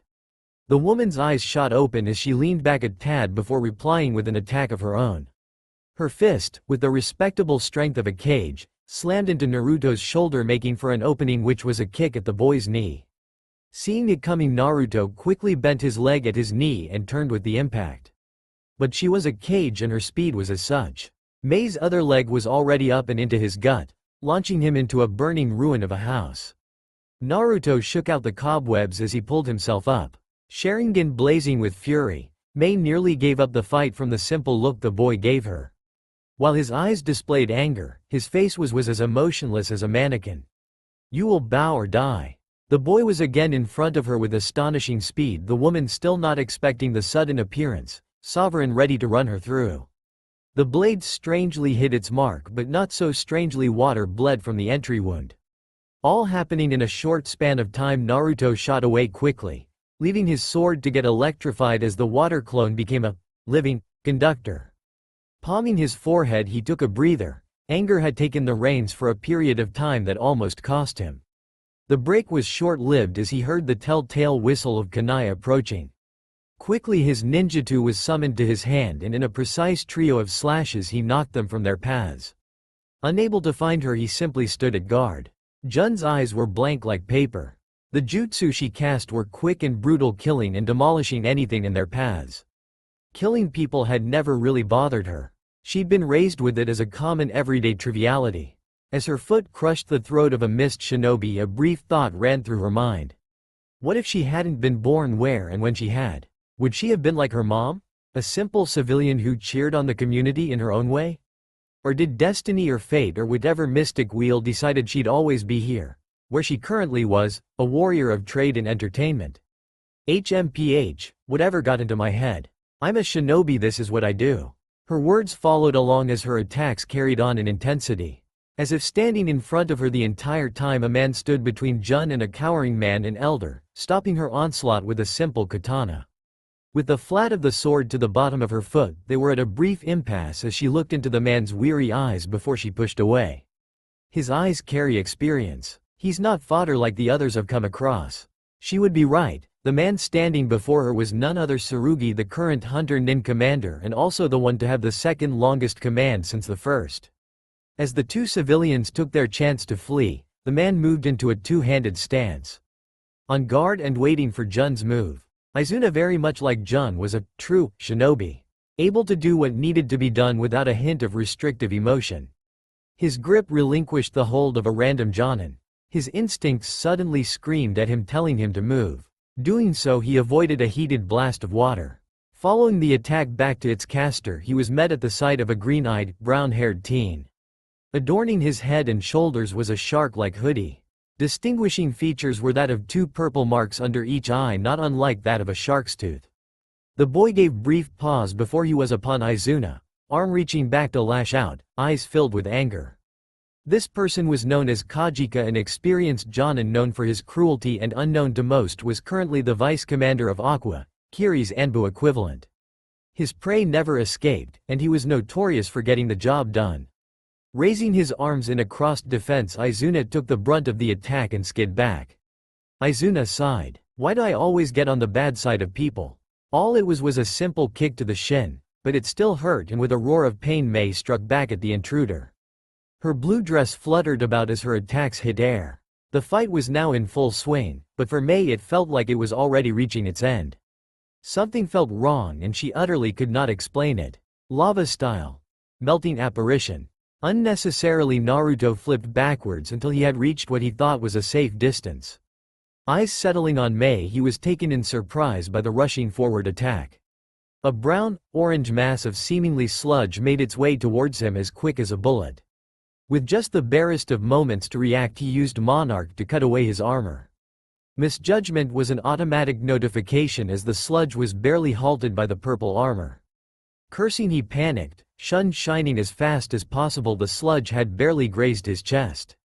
The tingle of pain that was left was a clear whisper to Naruto that he had just walked past death. Mei wiped a droplet of the liquid from her lip with the pad of her thumb. Her eyes were wandering over Naruto's chest as he shed the ruined top. An eyebrow rose at the black markings across his chest. You know, I never took you for one to enjoy ink. You sure are an interesting person. With a huff she shook her head. Too bad. You may be interesting, but you fucked up the moment you came here, kid. Naruto gave her a look of contempt, similar to each time before he suddenly appeared before her, poised to attack. Eyes widening, she raised up her arms to cushion the blow. How does he get so close so fast? He's moving so fast I can't hear his feet. Grabbing his still outstretched arm, she let go as her leg kicked out, launching him backwards. With grace he landed on his feet and was upon her, foot surging for her upper torso. As if he was placed in space, all form of oxygen left his lungs as Mei's heel slammed into him full bore. Disoriented and caught off guard, he stumbled backwards, trying to regain his breath, movement aided by the momentum of the hit. What good does a Sharingan do when it's you being predicted? Resisting the rise of his stomach contents, he cursed at the woman before him. When he was finally steady, he attacked again. But this time the outcome was much worse. The feeling that Mei had earlier was quickly vanishing as her kunai knife plunged into his side. The sudden shock and pain slowed Naruto down and gave Mei the chance to kick him away once more. Damn, you really are fast, kid. That was supposed to be your heart. Pushing her hair away, she flicked the kunai free of his blood. Took me a while to figure out why I couldn't anticipate your movements. No matter how fast a person gets, they still make noise when they run, Walker, no matter how quiet they try to be. Naruto grimaced as his fingers probed the wound. Some are better than others, but in battle, they aren't silent. Then I figured it out. You don't run at me. You jump, and kid, that is one hell of an idea. By now Naruto was standing tall. Mei's brow rose up. Ooh, then there's that, she said, pointing at his bruised chest and then bloody side. You're healing already. Naruto's gloved finger flipped her off while his other hand slid across the blood on his side. Oh yay, oh so impressive, right? Doesn't mean I'm not gonna kill you. Placing his hands together, he began molding chakra before he took his blood-covered hand and rubbed it across the black markings on his chest. Dead Soul Jutsu. With a puff of smoke, the dreadful feeling came back stronger than ever, as if it never even left. A lesson from my studies under Jiraiya of the Sannin. 6 dead bodies rushed forward from the cover of the smoke. The first one crossed over to Mei's left from her right, katana sliding across her quick to respond kunai. Each one after repeated the same but in alternating form. When the 6th one finished attacking, they looped back and fell upon her in a circle of deadly force. Burning through hand signs, she unleashed a cloud of vapor into their paths. They didn't scream in pain and they didn't hesitate as they brought their blades down together. However, unlike what would be expected, the blades never hit.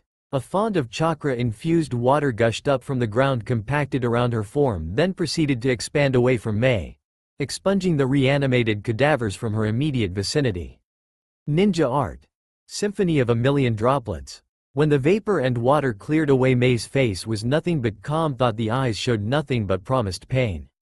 Water cascaded across her body in a torrent of power before. I'm gonna kick your ass, kid, like Kami crushing a boulder. Naruto scoffed, but you're the boulder. Mei paused as she stared at Naruto's blatant arrogance. Do you really believe your own hype that much? Naruto stood fast with his ninjutsu, his words trailing after him as he charged. I am the hype. Mei tossed down her hands as a circle of water formed above them and spheres of speeding water assaulted the boy's encroaching form. Using his Sharingan, he weaved through them effortlessly. 5 feet away from Mei, blade swinging in a simple slash, he was rebuffed by a torrent of liquid. When his moment, as well as the water, ceased their momentum, he was berated by another blast of water. The force of the attack was like being hit with a boulder to the face. Unable to fight it, he was again assaulted by more water being launched upwards. He was hit by a follow-up blast, knocking him back down. A final hit struck him in his defenseless back, throwing him towards her, sequentially getting hit by a thrust of her heel into his bare gut. The oxygen in his lungs rushed out and he flew backwards.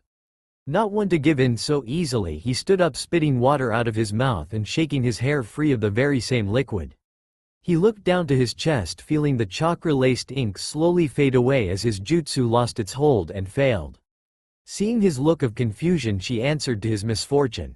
My vapor-style Kekkei Genkai doesn't wash away, it keeps burning until I tell it not to. Ninja Art. Symphony of a Million Droplets. Final movement. Soul of the Angry Ocean. With an elegant flourish of her arms, a collection of amassed water surrounded her. Her motions finished by placing both of her palms together, hands open and fingers splayed out evenly. The water channeled along her arms and launched forward into the singular form of Naruto. The gushing wave of water eventually subsided. A portion of the ground and buildings were torn apart. Laying in the destroyed wake was the prone, sprawled-out form of Naruto. Seemingly unconscious, his body was bloodied as caused by the sheer pressure having damaged flesh. She unveiled another kunai and carefully approached. With her jutsu now cancelled and her chakra exhausted, she eyed the body carefully as she neared more and more toward the perpetrator of her village. She wanted nothing but to collapse as she felt the stillness of the village around her. All the intruders had either quit or were forced to quit, so to speak. She would admit the kid was meant for fighting, it came so naturally to him. But it was done, or so she thought. Kicking it caused it to pop into smoke. Caught off so badly by the exhaustion, she failed to react quick enough as a body broke the smoke line and a blade ran across her skin. The sharp metal sliced through her skin like butter, starting at her hip and moving its way up till it slid over the inside of her right, before running over her throat up and across her right eye. The higher the blade got, the more shallow the cut was, but it still cut through her lower and upper eyelid. As the blood leaked from her wound, she screamed in pain. Naruto's black boot slammed her in the shoulder and threw her to the soaked ground. As she tried to pull herself up, she was pushed back down by a boot to her left shoulder. His blade was poised to penetrate her throat and his tired eyes were burning into hers. Even a juggernaut like him was tired, and it showed as he couldn't maintain the chakra to his eyes. Not from a lack of chakra, but simply fatigued. Yield. I don't have to kill you, but I don't have to show mercy either. She glared up at him. No. I will not watch and stand by passively as some brat takes over my village after I just saved it from the brink of total chaos. Naruto moved his blade, the flat of the ninja, to raising her head. I will kill you if that is your final answer. He looked up in alarm as he felt Jun's chakra waver. You want to rule your village. You want peace and prosperity. You can help with that. Be my advisor then. I'm not stupid, I don't know the first thing about ruling a village, you do. Or at least I'd assume you do. Mei's eyes revealed the anger she held for the boy before her. But she wouldn't lie, she did dislike the offer he gave her. She'd be able to live, help keep her village together in one piece, and maybe even get strong enough to kill him and take the village back. I accept your offer. Naruto's face took on a smile. Great. Jun coughed as the man quickly broke through her defenses and planted his foot into her gut. While stunned, he lashed out and struck with his blade. Jun reacted quick enough, but the force was great enough that she slid slightly as he hit her kunai. In a fight between shinobi, words tend not to be used. But I feel just by looking at you that I should spare some words. You look troubled, conflicted. Jun's leg snapped into the man's arm as she glared at him. Like you know anything, brat. Tsurugi raised an eye at that as he pushed her away and stuck with his sword. As I was saying, I can see it. You don't want to fight. But what reason could be for that? Jun's eyes narrowed as she felt anger rise up in herself. I'm half tempted to blow up this entire damn village right now. Anger slowing her down, she barely reacted as the man snapped to new limits and speed. Stabbing her in the wrist, he pinned her against the ground. Rushing through hand seals, he placed his hand against her forehead. Bringer of nightmares and truth jutsu. Her eyes took on a catatonic look as any resistance she once put up died away. A dull but low thrumming noise was a constant plague as Jun felt herself floating in a strange void. She was considerably confused as to what was going on. She'd let her emotions run amok as the man prattled on. Then she was here. And was that voices in her head? She shook and held her head as said voices grew louder and louder. Then they cleared up. Into one. Oh, is the big bad bitch confused?